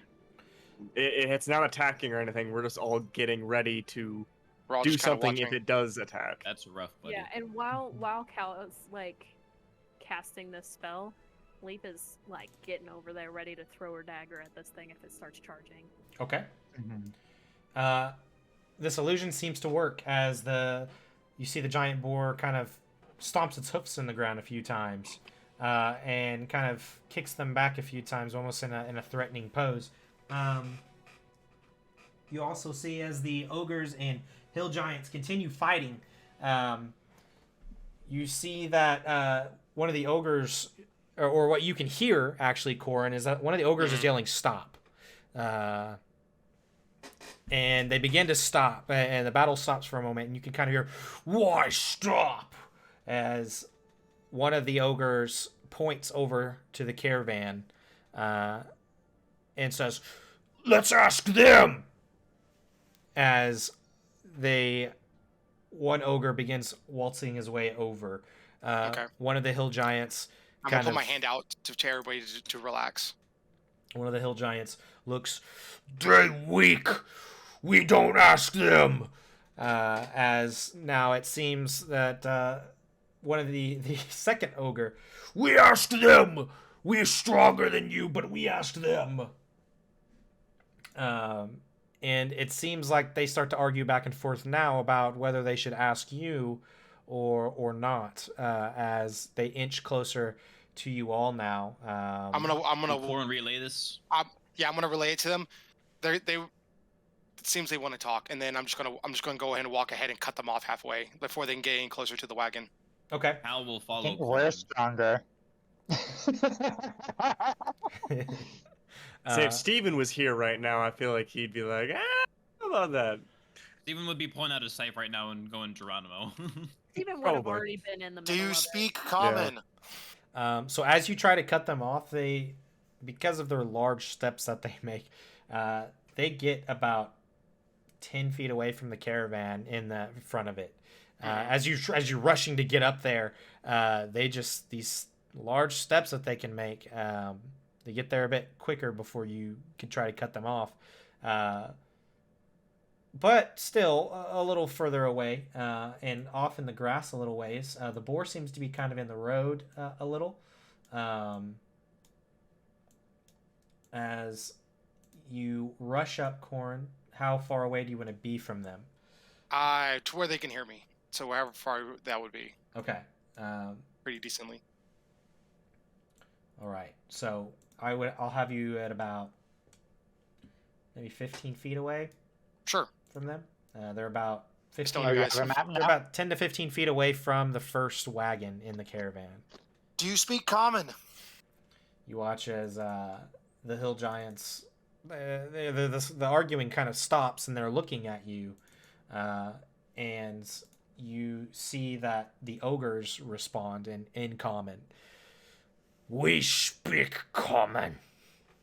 I can understand your language. I just cannot speak it. But you can speak your questions as long as you can understand what I'm saying back. I hear that you're trying to decide who's stronger. At this point, one of the hill giants looks over at the ogre and speaks in giant. "You play tricks, speak in different language." And Can he not understand? he cannot understand, it seems.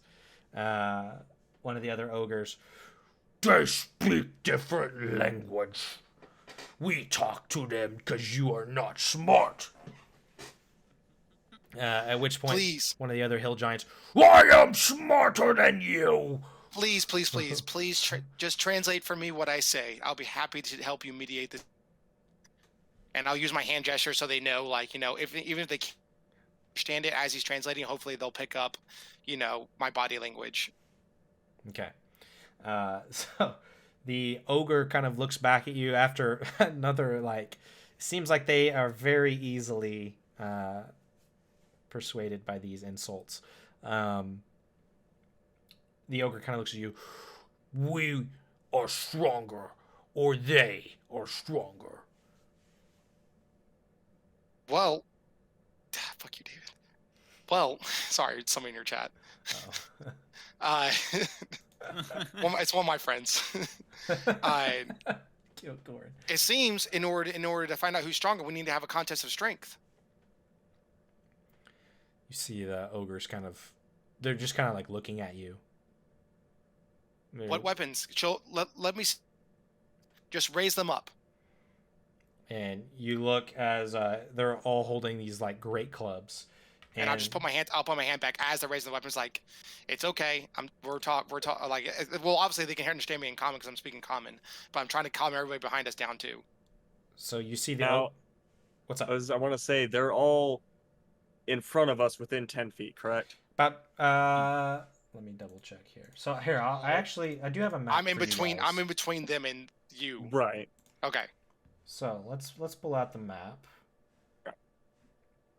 Because basically what I would like to do is if they're pretty focused on Corrin, I'd like to kind of slowly step back and kind of go around, and I'd like to aim myself that way. Let's see, what's the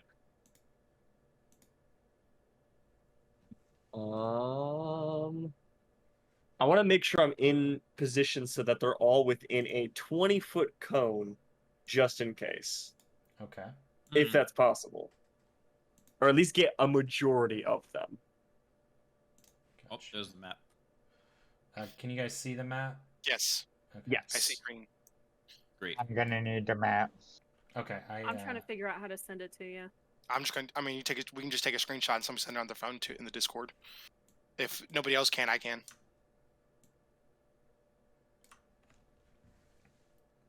See if we can. I'm so excited. Please tell me we get to fight something. Diplomacy. I have not been able to use any of my monk abilities yet. I'm trying to keep people alive here. I'm doing my job. No, I I have an totally idea. understand. Like, I'm so conflicted because I'm like, yes, I want to save these people. I want to divide this peacefully, but I'm like, I want to fight, please. Mazkeen, I sent it in the Unbroken.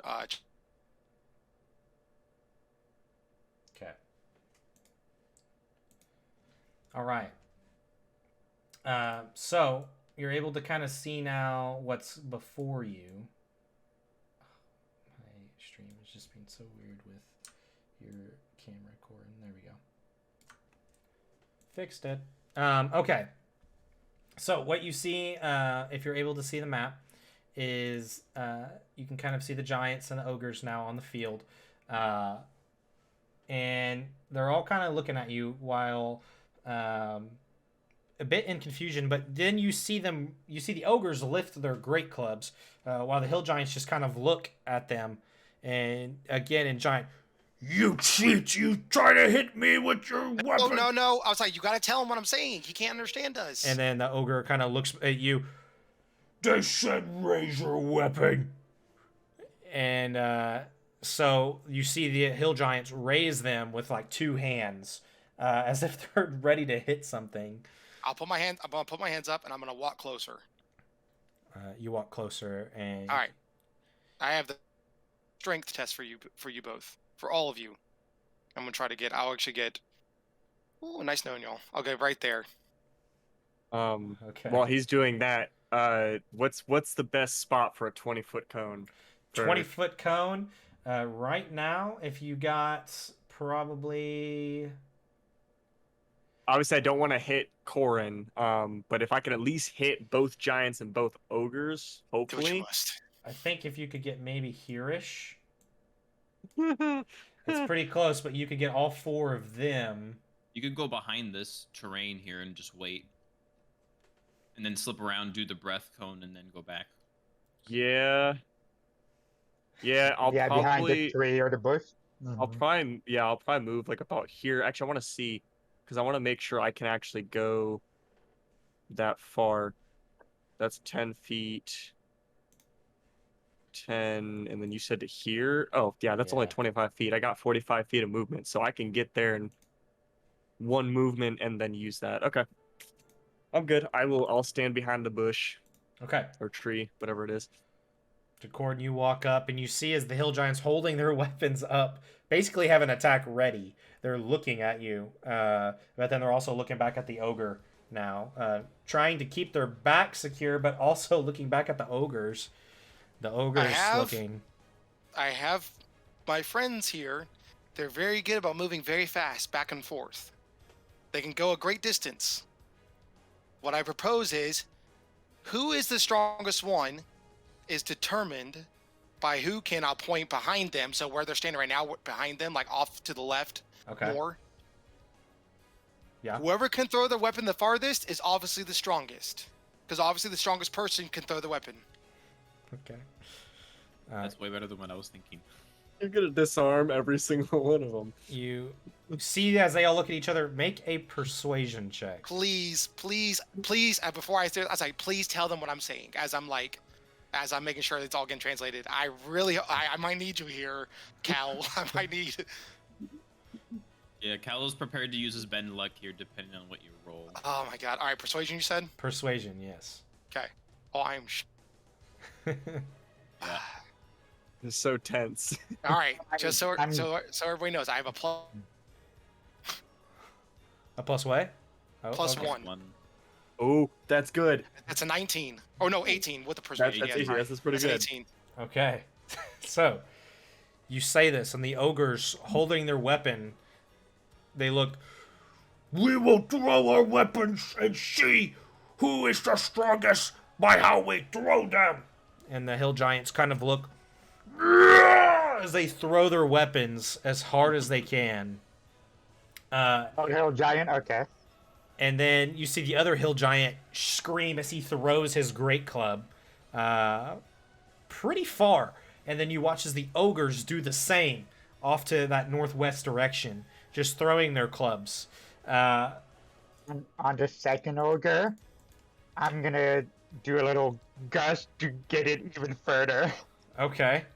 So This is a cantrip, so I'm just pushing it a little bit. Perfect. So you watch as you gust, and it does give it just a little bit more flight time, you could say, as it lands, rolls on the ground, and comes to a rest.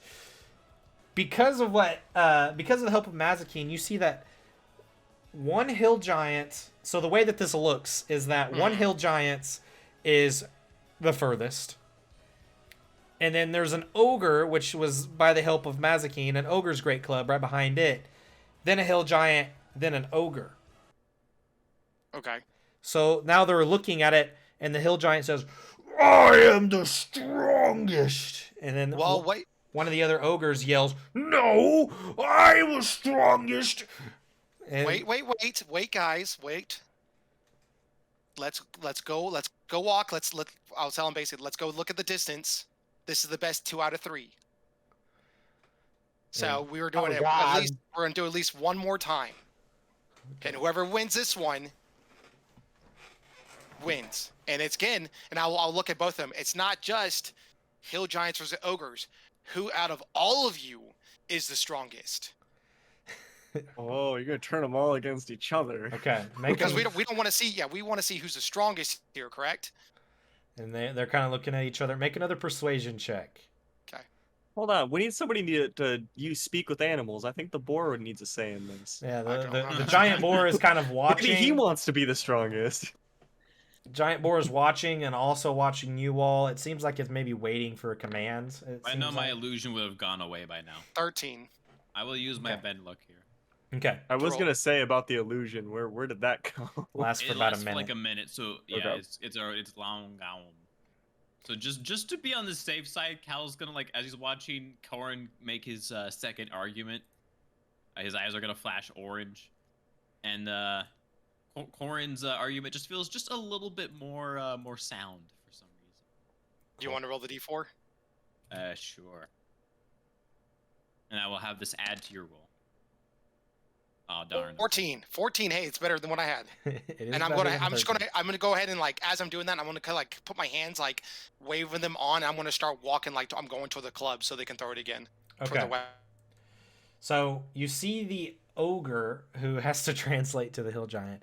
You see him look. So the one that had the help of the gust, he kind of looks 2-3 times.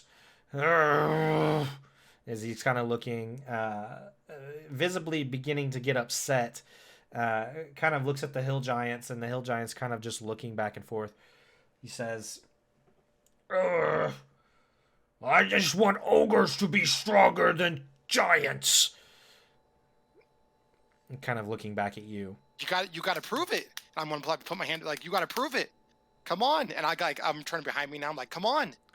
As they're kind of looking, it seems like they're hesitant, but the ogre that threw the farthest turns to the other ogre and speaks in giant. We will throw 2-3 times to show we are stronger. And then they begin to walk, and then the hill giants, seems like they forgot to translate, so they just start walking towards you, and hill giants roar You gotta giant. when I turn on, you gotta tell them. We gotta go. Come on. You gotta let them know. It's not fair. As they look, we throw 2-3 more times, he says in giant to the hill giants, where the hill giants now 2-3 times. I'm gonna send a message to Cal. As soon as you see me leave, as soon as you see me get away, get the caravans moving. Count to 3 though. I'll figure my life out.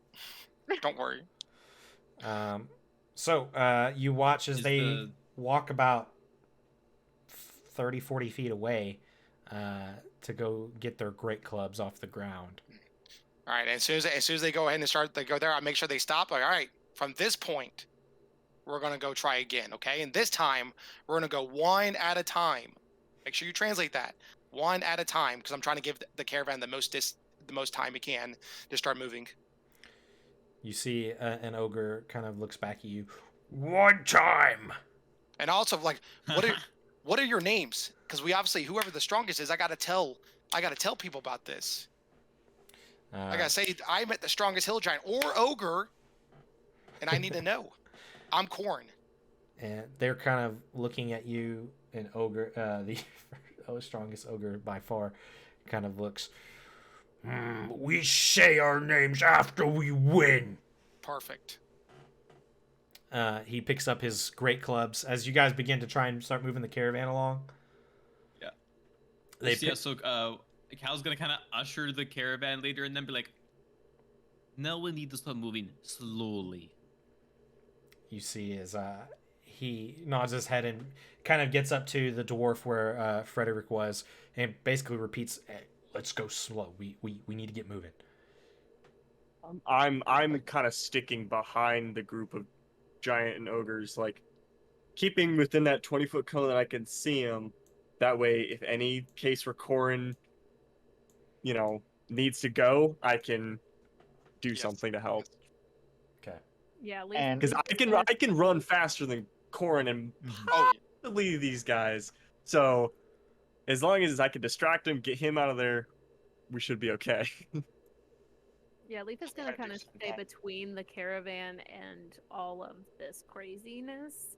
So, like, there's at least some kind of buffer, even if it's like a 3-foot tall person, I want to be in between that too, and I want to cast Bane on the hill giant. Oh my god. Bane? So that they're weaker, sort of. Okay. Which one? Bane target 3 to start with, so I'm gonna target the two hill giant, and I'll target the boar just in case the boar is bad. But yeah, I'm letting It's got to be within 30 feet. Yep. Okay, so you're gonna kind of go up so there. like in between the caravan and them, like I try to follow along and just be like, and keep on walking, like keeping an eye. Okay. Just so that I want the ogre to win. I want the ogre. So they've got to make charisma. Ogres are the saves, underdogs. which is not their strong suit. So these will be for the hill giants. They roll an 8 on their charisma save, which I'm sure fails. Yeah. They gotta beat a 15. Okay. And the boar. And it's wisdom. Oh, Is it it wisdom? I thought it was charisma. I'll double check. The Bane saving throw? It's charisma saving throw. Yeah. Oh, yeah, I have the okay. spell pulled up. Charisma It's charisma 15. saving throw. And the boar fails too. Nice. So, as you cast this spell on them, they pick up their great clubs again, and they look back at you, Corin, and the ogre that's been talking to you the most looks at you. Where to row? Over there? And he kind of points back towards the caravan. No. I point where we've been throwing. It only makes sense if we keep throwing the same way we've been throwing. Because you see, we want to go with the wind, not against the wind. He kind of scratches. Yeah, the wind. How about? Because I need you to translate. So why don't we save you for last? Why don't we let the ogres go first, then your partner, and then you? Yeah. Ogres go first. All right, you got to tell them. You got to pick one. Tell them to throw. He looks back at the hill giants. Ogres go first, you're last. As you hear the hill giants and giant. And they're holding their great clubs high at this point now. Like they're ready to throw. Right. The ogre's now looking at each other. The second ogre, I will throw first. And the other one says, no, I will throw first. There we go. And I'll point to the one that's not translating. I'll say, you go first. You see, weak little thing tells me I go first. And you see as he looks back at you, a low grumbling noise. You can tell these guys are upset, but they're also very dumb. As the one ogre takes it, throws his great club as hard as he can, further away from the caravan, as the caravan slowly begins to start moving. Was that the one that I did the gust earlier? No, that wasn't. Okay. The translator is the one I did the gust on. Okay. Yes. He throws it, it rolls and lands, and he says, oh, very strong. You hear the second ogre, now it's my turn. Yep, and I'll step behind him so I don't get hit, or step away from him so I don't get hit.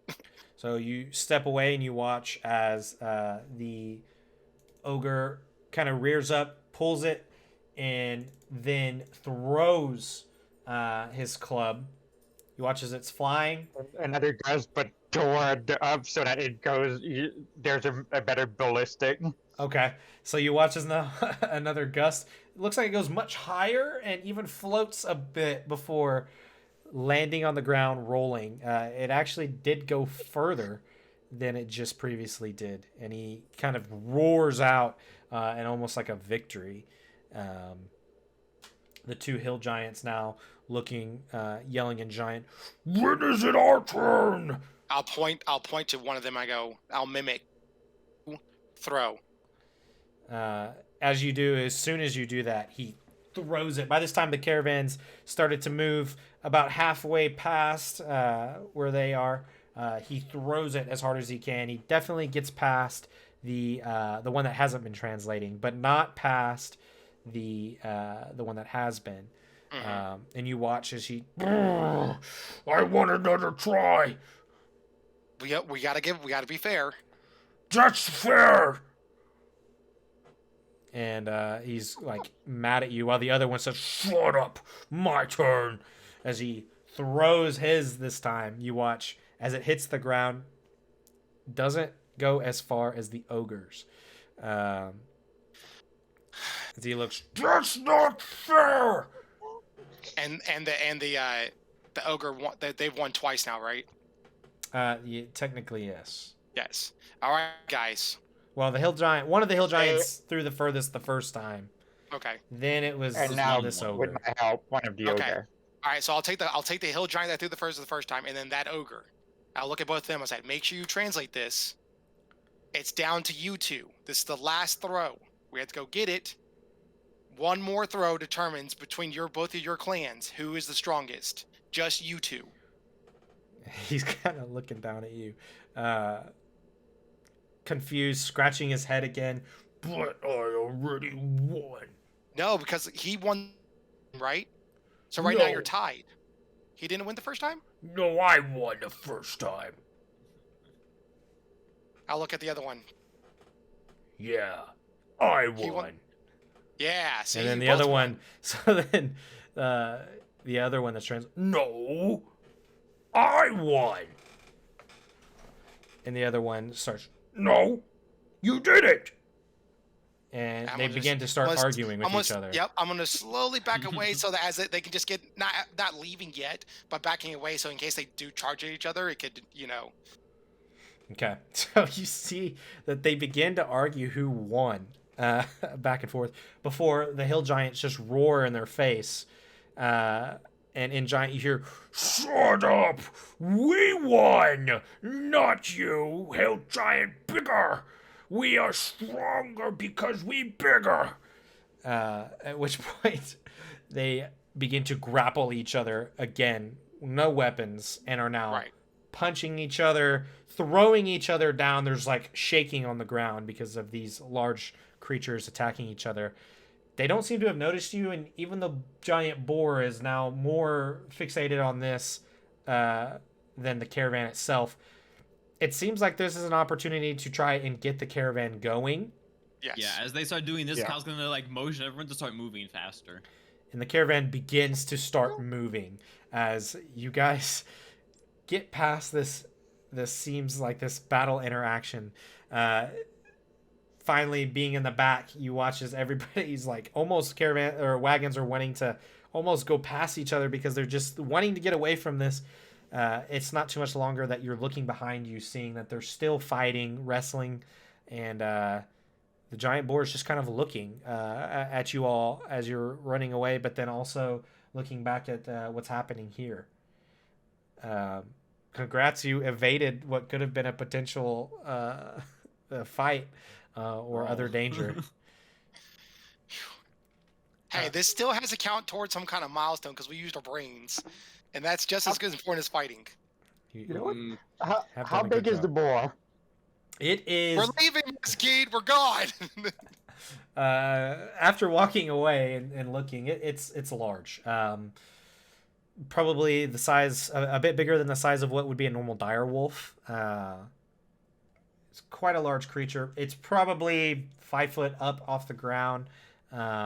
Very just large, bulky. It would be an awesome ride. It could look cool, but actually trying to do that would be hard.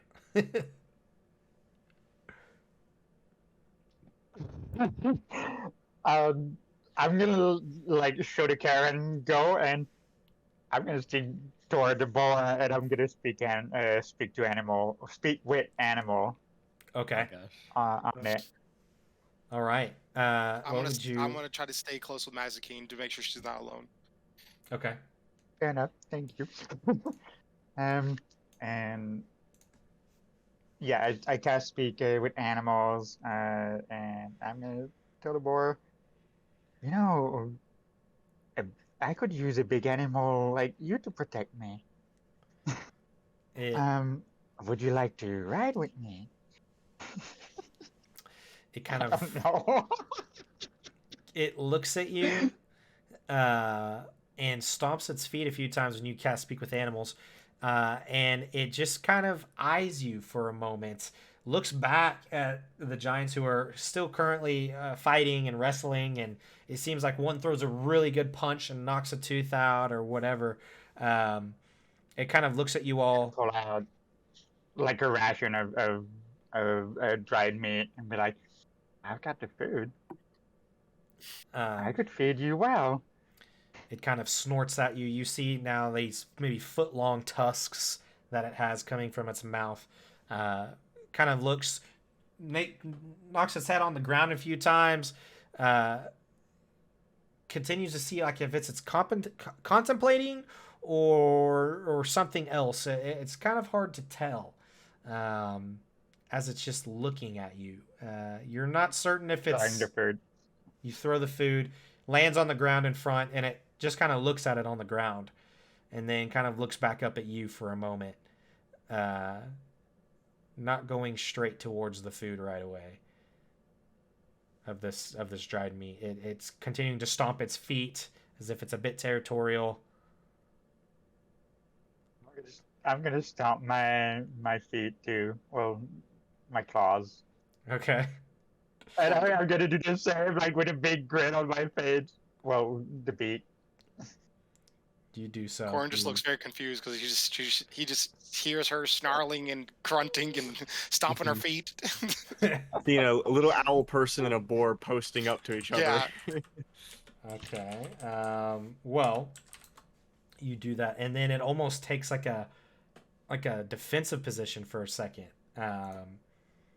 as you kind of mimic what it's doing. He kind of looks at you. I belong to giants. You could be friends with me instead of belonging to a giant. You could be friends, and you could hunt for your own food, and I could give you food too, and we could protect each other. You see as it's watching. It's about this time where one of the hill giants. I'm just hopping around like. Yeah. One of the hill giants knocks down one of the ogres, and the ground shakes a little. It kind of takes it away from you for a moment, and then looks back at you. I will eat ogre. Hill giant, feed me, enemy. Fair enough. I did my try. I'm gonna run to pick up the dry food that I threw toward him, and back with a flight like. Okay. So you do that quickly, and as you do, it almost like sneers at you, snorts a few times, but you're able to grab it and then flight yourself away as it does take a few steps forward, almost in a position to use its tusks to stab you. However, you're just in time to flight away. Then it kind of goes back and holds its position again. Taking a quick glance over at the battle, the hill giants are definitely winning the fist fight against the ogres. It seems. Damn, boys. You're able to narrowly escape and continue to catch up with the caravan if you choose, or if you'd like to continue this interaction. Okay. 5 minutes. The boy doesn't want to. 5 minutes after she gets, 5 minutes after she gets there, you see Corin running out because he's much slower than her. He just sees her just like leave him, and he's like, okay. I mean, I back away from the boar, but like I don't just run toward the caravan. Go. I'm not an asshole. Okay, go. Yeah. All right, Sweet. let's get out of here. All right. Hey, it would have been cool, okay? It would have been really cool. I had to try. Oh, I think you're muted, Leaf. Just for the record, while Corin is not there, Leaf is going to take her spot back. Okay. So you get back to the back of the caravan before Corin can get there. Corin, do you try to go back to the back of the caravan? I mean, I was walking, so it don't bother me. I'm just gonna be walking. I mean, you have to catch up, so you would see Leaf back there. That's fine. Yeah. Okay. I'll give her a wave. I'm gonna get my spot in front. But I will keep walking back up so I can try to talk to the caravan leader. Okay. So make sure everyone. And as I'm walking by, I want to just double check, make sure everyone's like, okay, we made it through. No worries. They're gone. We're good.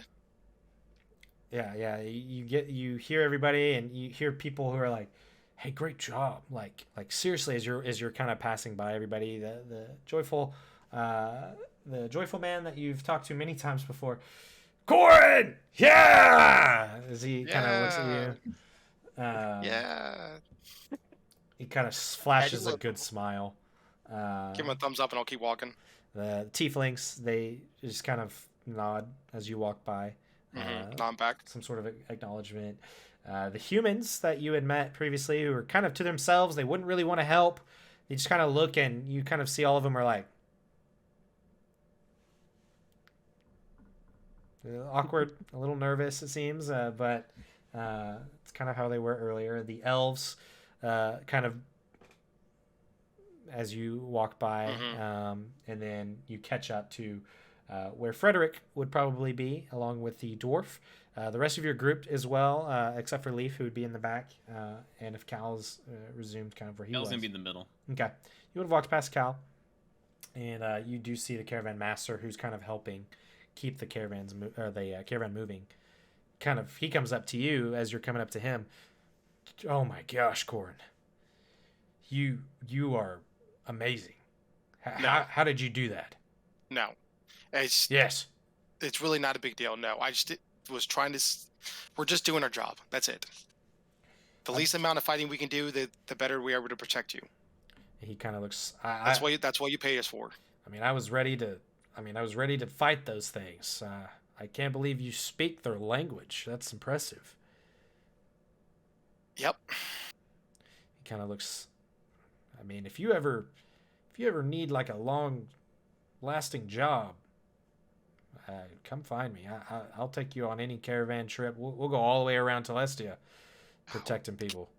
I'll keep it in mind, but let's just get to Esaron first. Of course, yes. Are all the caravans safe? There's no wear and tear on them. Everybody looks to be fine. We had to speed up a little, but everything should be good to go. So, good job again. Thank you. If you don't mind, I'm gonna go back and just sit on one of the wagons for a little bit and just catch my breath. I took a little bit to get back up here. Oh yeah. Go take a rest. You certainly deserve it. It's like magic. Yes, and I want to, if I can, I want to go. If Theodore would let me, to sit in the back of his wagon, just kind of chill for a second, and then I just want to keep reading through my the Crexius book. He kind of looks at you. That was amazing, man. For real. It's really no. Everyone here could have done the same thing, and I point to all the rest of my group. Any of them could have done this. That's what you paid us for. But you did it. And this will be a tale of the Unbroken that I tell my family and I tell people that I meet with. I mean, yes, you were the one that initiated this, but all of your friends just ran up. I mean, they were ready to fight those things. They're braver than me. You guys are incredible. He kind of flashes a smile and then just makes sure he stays on the road as he's kind of geeking out.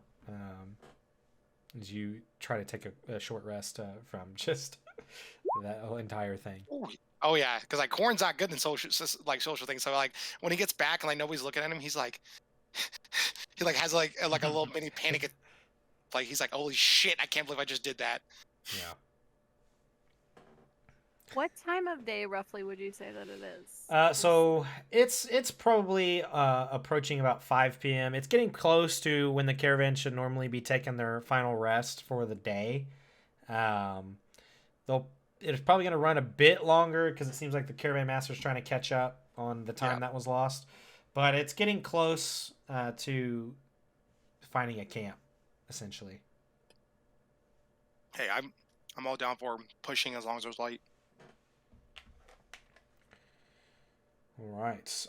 Would anybody like to do anything else while everybody seems like as you continue on, the giants and ogres become nothing but a blur in the distance as you are able to continue on forward? I honestly think we would have freaked them out more if we had used our abilities. We would have freaked our people out more. I'm glad we settled that without fighting. Okay. That was fun. That was intense. Yeah, I'm sweating. It wasn't aggressive negotiations, but it was something.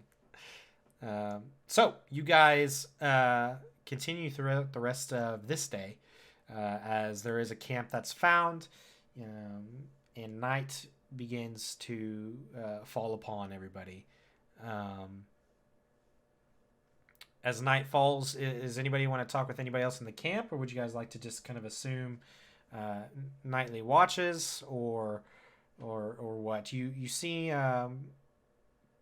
Frederick, actually, that the joyful, happy guy runs up to you and says, "Hey, so I know you guys have been watching, but I could take a night watch, I think, tonight, if you don't mind." You guys have done so much, man. Let me help. I mean, I feel like I'm just watching you guys do all the action around here. I mean, I can't really fight a giant, but I mean, I can at least keep watch. Any help is sure. appreciated. Yeah, definitely. I mean, we're looking Anyone for can help. watch. It gives one of us some sleep too. So Awesome. Just let me know where you need me, and I'll help. He kind of like smiles, almost as if he was waiting for you to say something like there, and then awkwardly he okay, yeah, and he just runs the other way. He's so awkward. It's great. as he runs away, I'm just like I wasn't smile. there, so I didn't think I was there for that. Like I'm just smiling, and then as soon as he gets out of distance, I'm like, oh Jesus, I like to be optimistic, but holy smokes, that's a little too much for me.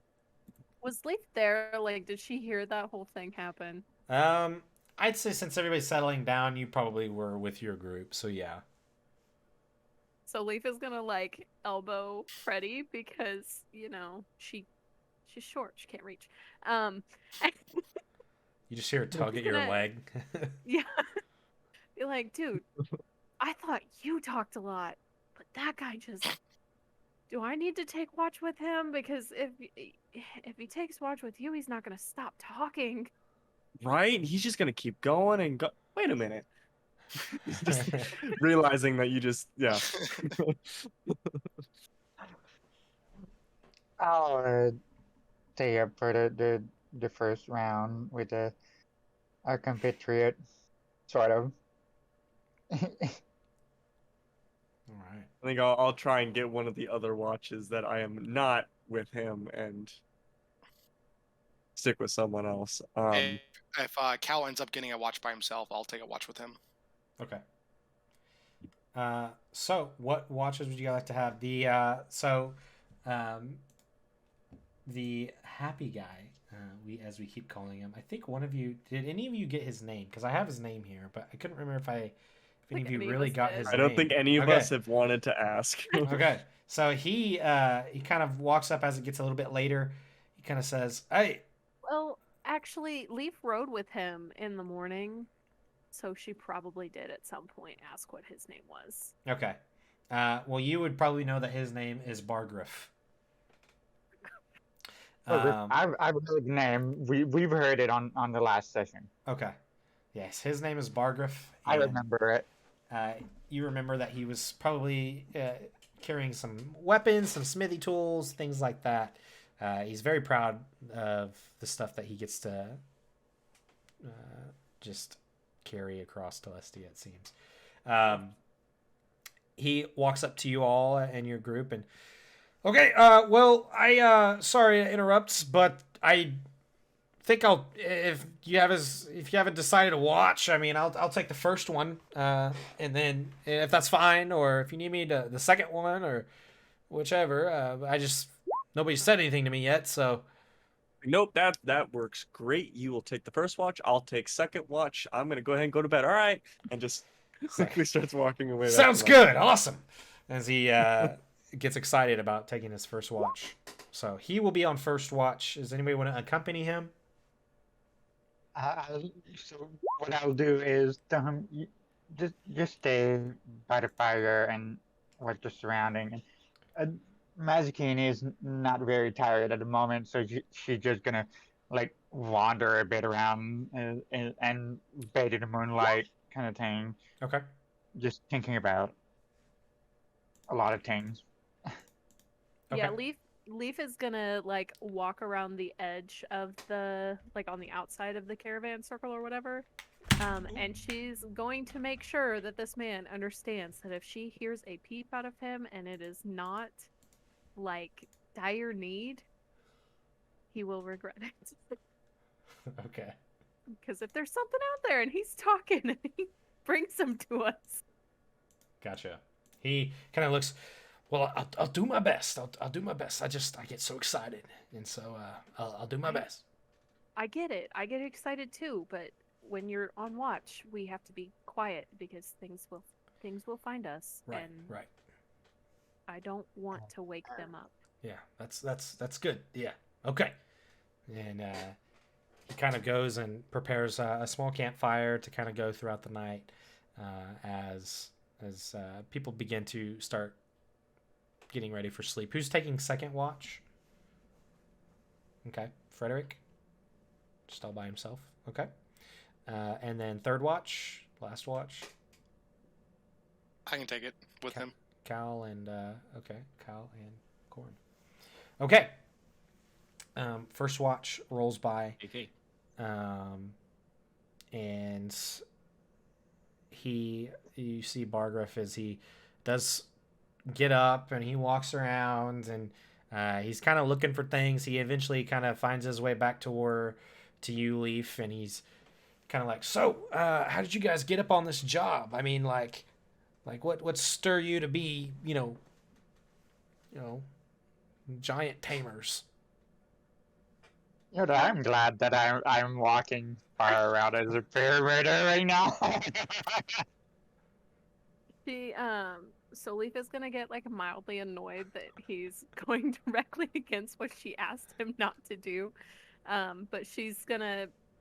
We didn't come out here to be giant tamers. We came out here to protect you guys, and we just want to get to where we're going, and that means we gotta protect you from giants. Then I guess that's what we'll do. Man, that was. I'm still amazed. It's crazy. You guys are super cool. But what do you think about that dragon? I mean, that was crazy. He's not being quiet again. Seems like he just doesn't really know how to control his volume very well. She's gonna just kind of like give him a look like, are you serious right now? And then just, I think I hear your fire. You might want to go check on it real quick. He kind of looks back. Oh, would you mind making me some tea while you're over there? I would love a cup of tea right now. I suppose I could. Yeah. Okay. Yeah. Sure. And he kind of walks off and goes and checks the fire, and tries to find some sort of object and some way to make this tea that you've requested of him. It's about. I'm not going to shut him up, unfortunately. I look to myself. Like, do I have silence or something like that to be like,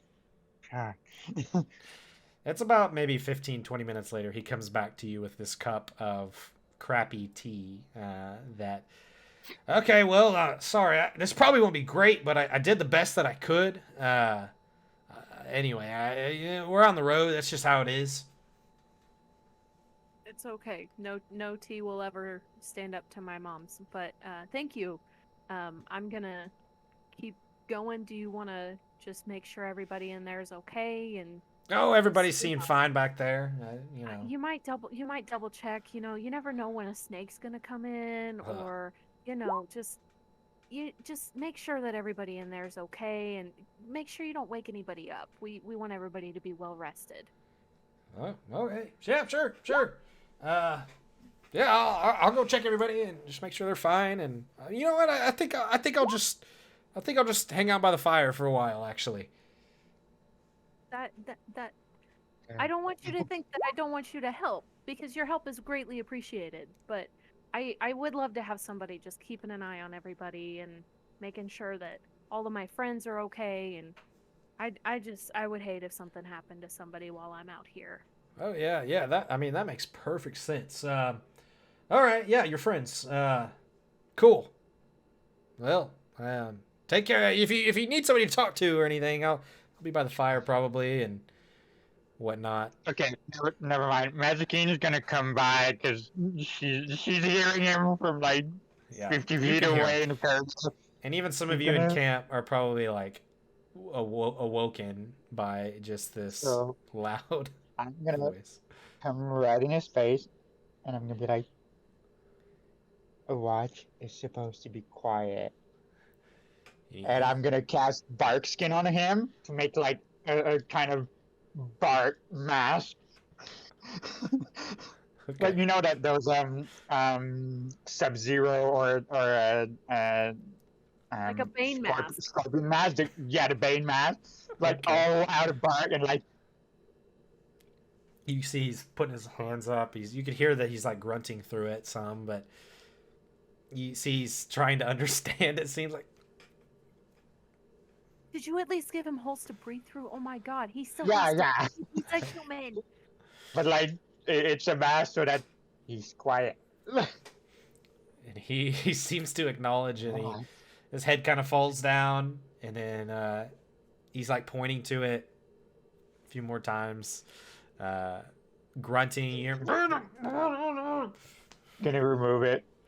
Okay. I can cast him. I can cast it again if you start talking. He kind of looks. Okay, I understand. I'm just gonna go over here. And like as he's walking away, Leaf is gonna go, Bargraf, thank you for the tea. It's actually really good. Doesn't matter if it's not good or not. Okay, it's definitely not when you taste it. Yeah. He kind of turns around, smiles, and then walks back to the fire. And he starts piddling around with sticks and playing with the fire and whatnot. I feel so bad now. I go back on my perimeter. All right. First watch goes by, and nothing seems to happen. It's about time to wake up your second watch, which would be Frederick. Who would like to wake him? Depends. Is it just me? I think so. As far as you know right now, yes. Okay. I mean, Leaf will I'm- probably know that he's going to be alone and kind of at least like sit up for a little while. Just that way he's not completely alone the entire time. That would be kind of mean. So I'll get up and I just want to, as I'm patrolling, I want to make my way over and kind of check on the other tieflings. Okay. Just see if there's at least one of them's awake. And also, as I'm going around, I want to make sure there's other people scouting around and it's not just me. Considering we just had a lot of other shit happen, I'm pretty sure some other people should be awake. Yeah. It seems like the elves in the second wagon are awake. Okay.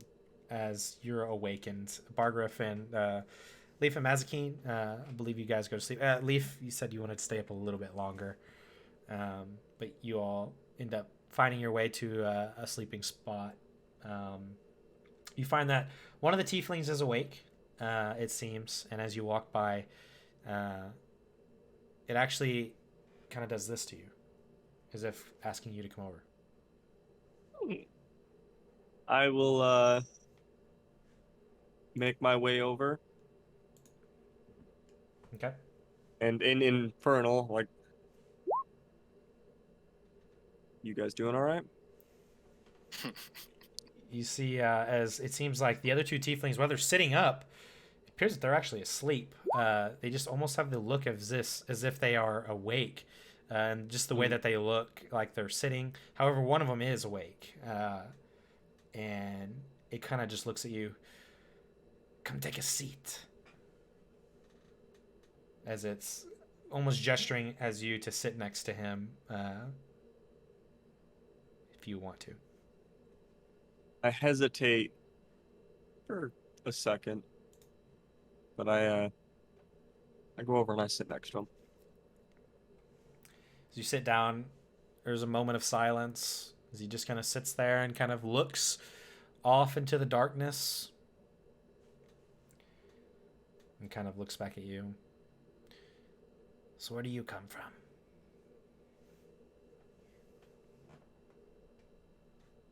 Easy answer to that is the ocean. I was found basically out at sea, picked up by basically pirates. So I don't technically have a home. Kind of hear him take a deep breath. Oh, you and I are close to the same. Aren't most tieflings? Some of us live happy lives away from filth. True. But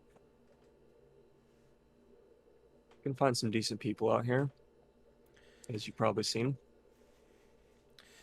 You seem to be decent with your group. What do you Like I call said, they're... yourselves? What was that? What do you call yourselves? Corin over there. I guess the rest of them too. You call us the Unbroken.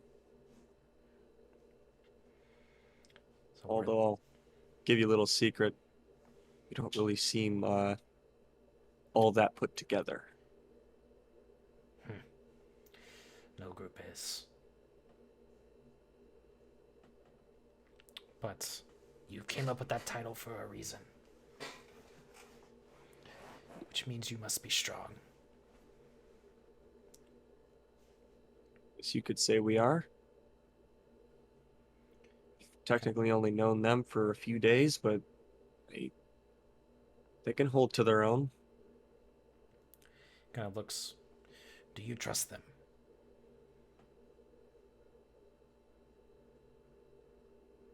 Yeah. I trust them. Kind of watch as he begins to look back out into the forest again. Just kind of gazing, it seems. Doesn't seem like he strikes up a conversation for a few moments. I think I just pipe up and... So where are you all heading to? What's your plan, quest, destiny? We're headed to Esaron, just like the rest of you. We have plans. Things to do. Wouldn't possibly have to deal with the Black Hand? You see, he kind of shoots a grin, maybe short grin, across his face. The Black Hand. No good. Have you run into them? Personally, no. But I know some of the group that I'm with, they have a couple runs, but we don't really like them much either. Let me tell you a secret, Frederick. I used to be a part of the Black Hand, along with my friends. We're escaping, but things went bad. Very bad. They're not to be trusted. And if I told you this, and you tell many others, we will probably be executed. Nobody trusts Black Hand. Well, from what I've heard, they're not very trustworthy people. Lots of betrayal. That dragon. They said they were working on something big. Something unnatural. That was what I believe they were working on. So, you mean the dragon that we saw? Yes. I think. I might be wrong. You said they were working on it. Were they building it? I don't know. I never got to go see. But they say we're working on something big, something new the world has never seen. It contains power to control. They want to take over the land of Telestia. but I wouldn't have it, and neither would my friends, and there used to be more of us. But once they found that we were plotting to escape, they started killing us.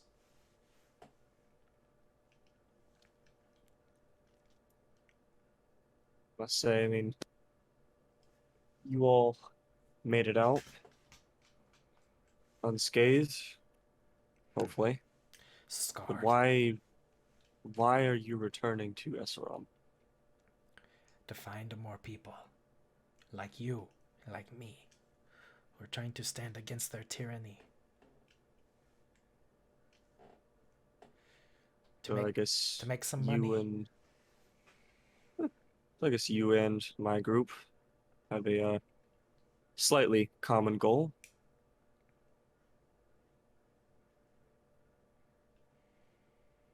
Thank you for telling me. I only ask you keep this secret between you and your group, if you must tell. Anybody else, they may see me as a liar. I don't know what they will see me as, but us tieflings aren't typically trusted already in this world. Oh, I know. Don't worry. I'll keep between us and my group. You guys have it hard enough already. It, sorry, off topic. Have you guys traveled a lot? Or have you mainly stayed near Esaron? I've been all over Blackstone, all over that island. Traveled all the way over to Lycedian and shipped in. Now making our way to Esaron to find some friends. I guess two things. We both have a similar goal. Is there any way you have or you could draw a map of Blackstone, or at least ways to get in, key points, anything that could help? You don't get into Blackstone secretly. I've learned that. And you don't leave Blackstone secretly.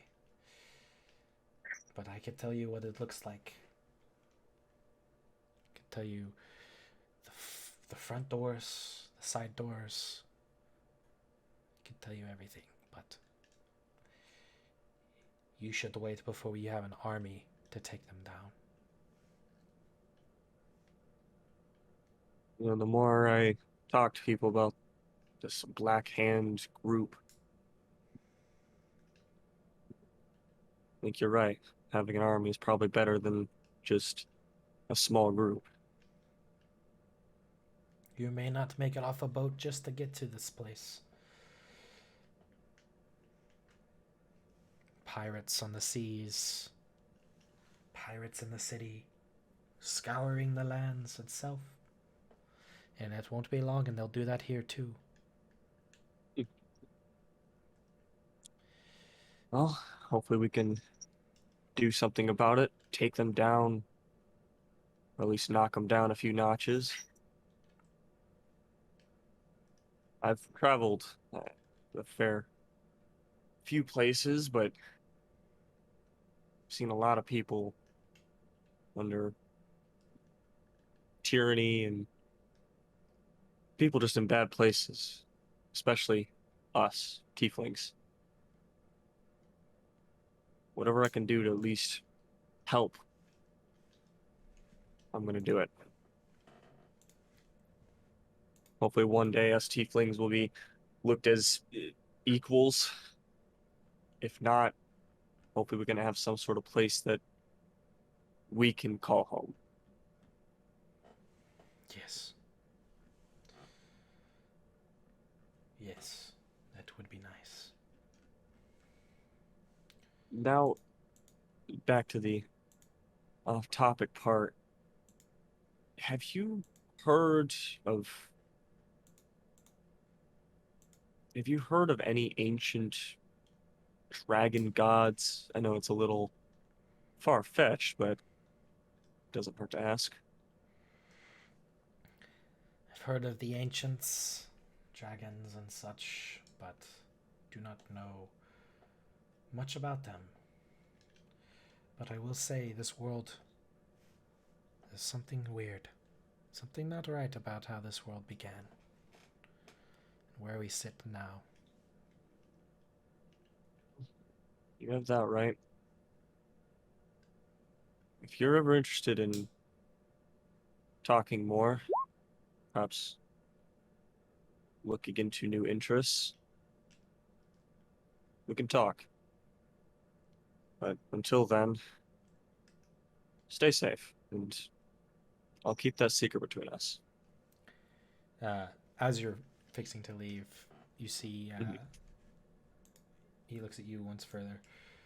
What is your name?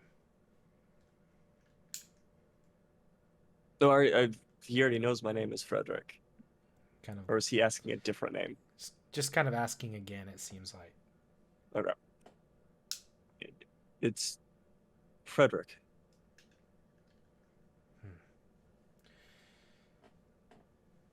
Don't. Okay, Frederick Stormborn, thank you. of course. You may call me Zarkar. Ooh. Said Zarkar? Yes. Okay. Want to put that into one of these.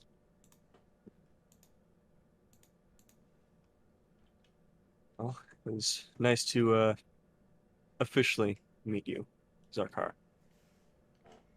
And I just kind of nod my head and start to basically turn around and continue onto my watch. Okay. Yeah, you continue on. Leaf, if you were still awake, you would probably have maybe not have seen Frederick for some time, but it could also just be due to he was checking maybe the other side of the caravan that you hadn't been on before falling back asleep. Are a couple elves who are awake with you, it seems, Frederick, who are just kind of sitting on their wagon. Seems like they have some blankets and such, but they're keeping watch, it seems, just from the top of their wagon. For the rest of your watch, nothing seems to happen. And as you wake up, Cal and Corn for their watch, you guys begin. It seems like at some point, while the elves are still awake, it seems like they fall asleep at some point during your third watch, maybe for only a couple hours. And as you check things out, it seems like there's nothing to be seen. No dangers present as daytime begins to rise for another day of travel on the road. It's at this here where we will probably. Can I see? Okay, What's never. up? I'll save it for next time. Nope, I'll save it for next time. Okay, we will call out. We'll call that our session. Because I wanted to have a conversation with Cal. Gotcha. We'll do it next time. Okay. So we can have it if you want to. Yeah. No. You're calling. We're good. Because I don't know how long it's gonna take. Cool. All right. Well, we will call our session there for tonight. For Tales of the Unbroken. Mazikeen is coming back. Very cool. So yes, Mazikeen, you will be back for another session to finish out this journey at least, and then we'll see what happens after that. But things are unfolding. Diplomacy. I got this close again to actually fighting something. I'm sorry. It's fine. I understand. Don't worry, your chance will come soon enough. We're gonna end up with so much action with all the Blackstone stuff that you're gonna have like action like every session. You're gonna be like, oh man, why can't we be friends? Well, hey, I got us a map of Blackstone. Hey, so... that was great. That's exactly what I was thinking. I was muted. I was like, please. Well, and awesome. Again, my theory still stands. I think I know who or what that dragon was. Same. So, if it was made, I'm afraid. Me too. So and fighting those giants. Yeah, that could have went like so many different ways. Yes. Mm-hmm. The giants and ogres. Ooh, I was ready to use my I know you were. Breath and... I know you were. I was ready to drop my spell on them too. Mm-hmm. But I was like, all right, we gotta. I was ready to drop slow on them. I was ready. I was Or like, ice We were all about to just start we throwing. can't freak at out 'em. a caravan. There's got to be a different way. Mm-hmm. That was probably At least this time there was a different way. the best way that you could have handled that, honestly, without Yeah. any Hey, damage. shout out. It was smart. It was So, smart. Shout out to Jazane with the bend luck. I know it was only a +1, but still, I'll take it. Yeah. Gotta That's slip why it in there. that's why I went for the spike growth too. They don't Yeah, know where it's from. It just spiked from the ground. Good damage. Starting on nails. Fuck it. Yeah. Yeah, I thought they were gonna turn on us when the spike growth went off. Yeah. So if they did, I would have put Ice Storm on top of your spike growth, so that would have basically created long-lasting, difficult terrain that also like slows them. yeah, But they usually, were they would basically be going at a quarter of speed, wouldn't they? they were very caught up, and That would have been like ridiculous. Quarter speed, no reaction. I don't know if using Ice Storm would have slowed them more because it specifically says it makes difficult terrain, which I think that's what spike growth does, right? Yeah. But if I use slow on them instead of spike growth, then yeah, they'd be Mhm, mhm. moving at half speed through spike growth, and that would have been nasty. yeah, they would have been very slow. And yeah, 2d4 per square. It adds up. It adds Yeah. up with guys like them. Oh yeah, So, that was cool. yeah. That was But cool. there was a lot that I I'm just glad they ran with it. I'm glad they went with it. Yeah. Mhm. Well, your, That's the thing, your they're- persuasion check was amazing, so.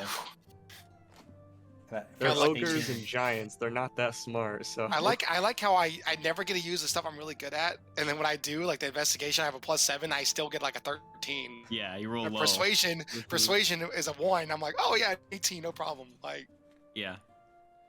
Very cool. You used a lot of logic, though. To be fair, with the giants. I'm Like, a that was some wizard. intelligent I'm a discussion. wizard. I told you, real life barbarian, in-game wizard. You're like a barbarian with the mind of a wizard. I'm dangerous. A spell really, Just sword, I half the think- battle. really- The other half I is think I- I extreme think I- violence. I think I saw there's a class that's a wizard class. I want to say it's a spell sword or whatever like that, where they can have a barbarian rage type thing with their wizard, Huh. and they use a sword and stuff like that. But they have like their own style of rage for like a minute. Oh wow. So I was like, I know. I don't want to play know another there's- wizard, but Yeah, there is a sword wizard. yeah, spell singer or something something like that. I'll I have to always look it up. forget the name. spell singer is a Yeah, bard. Blade Singer. Blade singer. Blade Yeah, I knew it was is the something. wizard one. I Yeah. don't know about the rage thing, but I know that's definitely like a melee wizard. Hmm. Pretty sweet. Yeah, very very cool interaction too with Frederick and the Tieflings as well. Because he's a Tiefling, it really helped out. That was there. really cool. And just a good choice of words and. I had a sneaking suspicion that there was something to do with the Black Hand. Hmm. So yeah, I'm glad it was brought up, and then Yes. we have a map of possibly Blackstone. It might not be great, but it's something. Hmm. We're not going in blind. Right. And that's Yeah. always a plus. Getting closer and closer to Esaron as well. Only a few more days, it seems. Oh man, we're trudging through this. I'm like, I don't want to get there. I am like, I don't know. Ooh, Yeah, it's crazy. I'm nervous to see what happens when we get there. Yeah, we'll see. It'll be fun. What was that? You'll see soon enough. Yeah. Mhm. Yes. Yeah. Got no choice. All right, guys. Well, thank you all for meeting tonight, and Of course. it was super fun, just like it always is. It's the Yeah, shout out to 30 Mass King stuff. for making it work. Thank you. Yeah, shout out. This is the 31st time that some of you OGs have been with us, so 31 weeks in. I mean, it's freaking awesome. Thank you guys again for keeping this thing alive and continuing. So Love it. I love it. It's uh, great. Sweet. Well, I'm gonna take off. Yep. Let's Yeah. try and meet again soon, if we Yep. can. Thank you all Sounds so good. much. Cool. All Sounds right. good. All Bye, have a See you good night, guys. Good night, guys. Take care. Okie dokie, everybody. Thank you guys so much for coming to tonight's stream. My Spotify was acting up tonight, and don't really know why, so I apologize that the music wasn't on point tonight. But hey, Scotty, thank you so much for being here. First time here. Yes, Dungeons and Dragons is one of my favorite things to go. Favorite things to do. So I really eventually want to turn this into like a D&D just channel where we play Dungeons and Dragons all the time. I got a few different campaigns going or whatnot, but life is super busy for me right now. So we're just don't really have that option right now. But come and stick around. We love to have fun. We love to play D&D. Gray, have a good night. Friendly mom friend, have a good night. Thank you for being here. Everybody else, everybody from Not Those Nerds, again, thank you for the raid. You guys are awesome. And if you're watching here on YouTube, big shout out to you guys watching on YouTube. Thank you so much. While this is only the second episode we've released on YouTube, we've actually played 31 times. So maybe eventually one of these days we can come up with something where we can tell a story from our characters' point of views or something, and post it on YouTube for those that have missed the rest of the story. But again, thank you guys so much. If you're watching on YouTube, make sure to like, comment, and subscribe. Let us know your favorite part about today's session. Let us know what you think is going to happen. And if you're watching on YouTube, again, thank you so much. I will see you on the next D&D session that we have. Until then, take care of yourselves and peace out.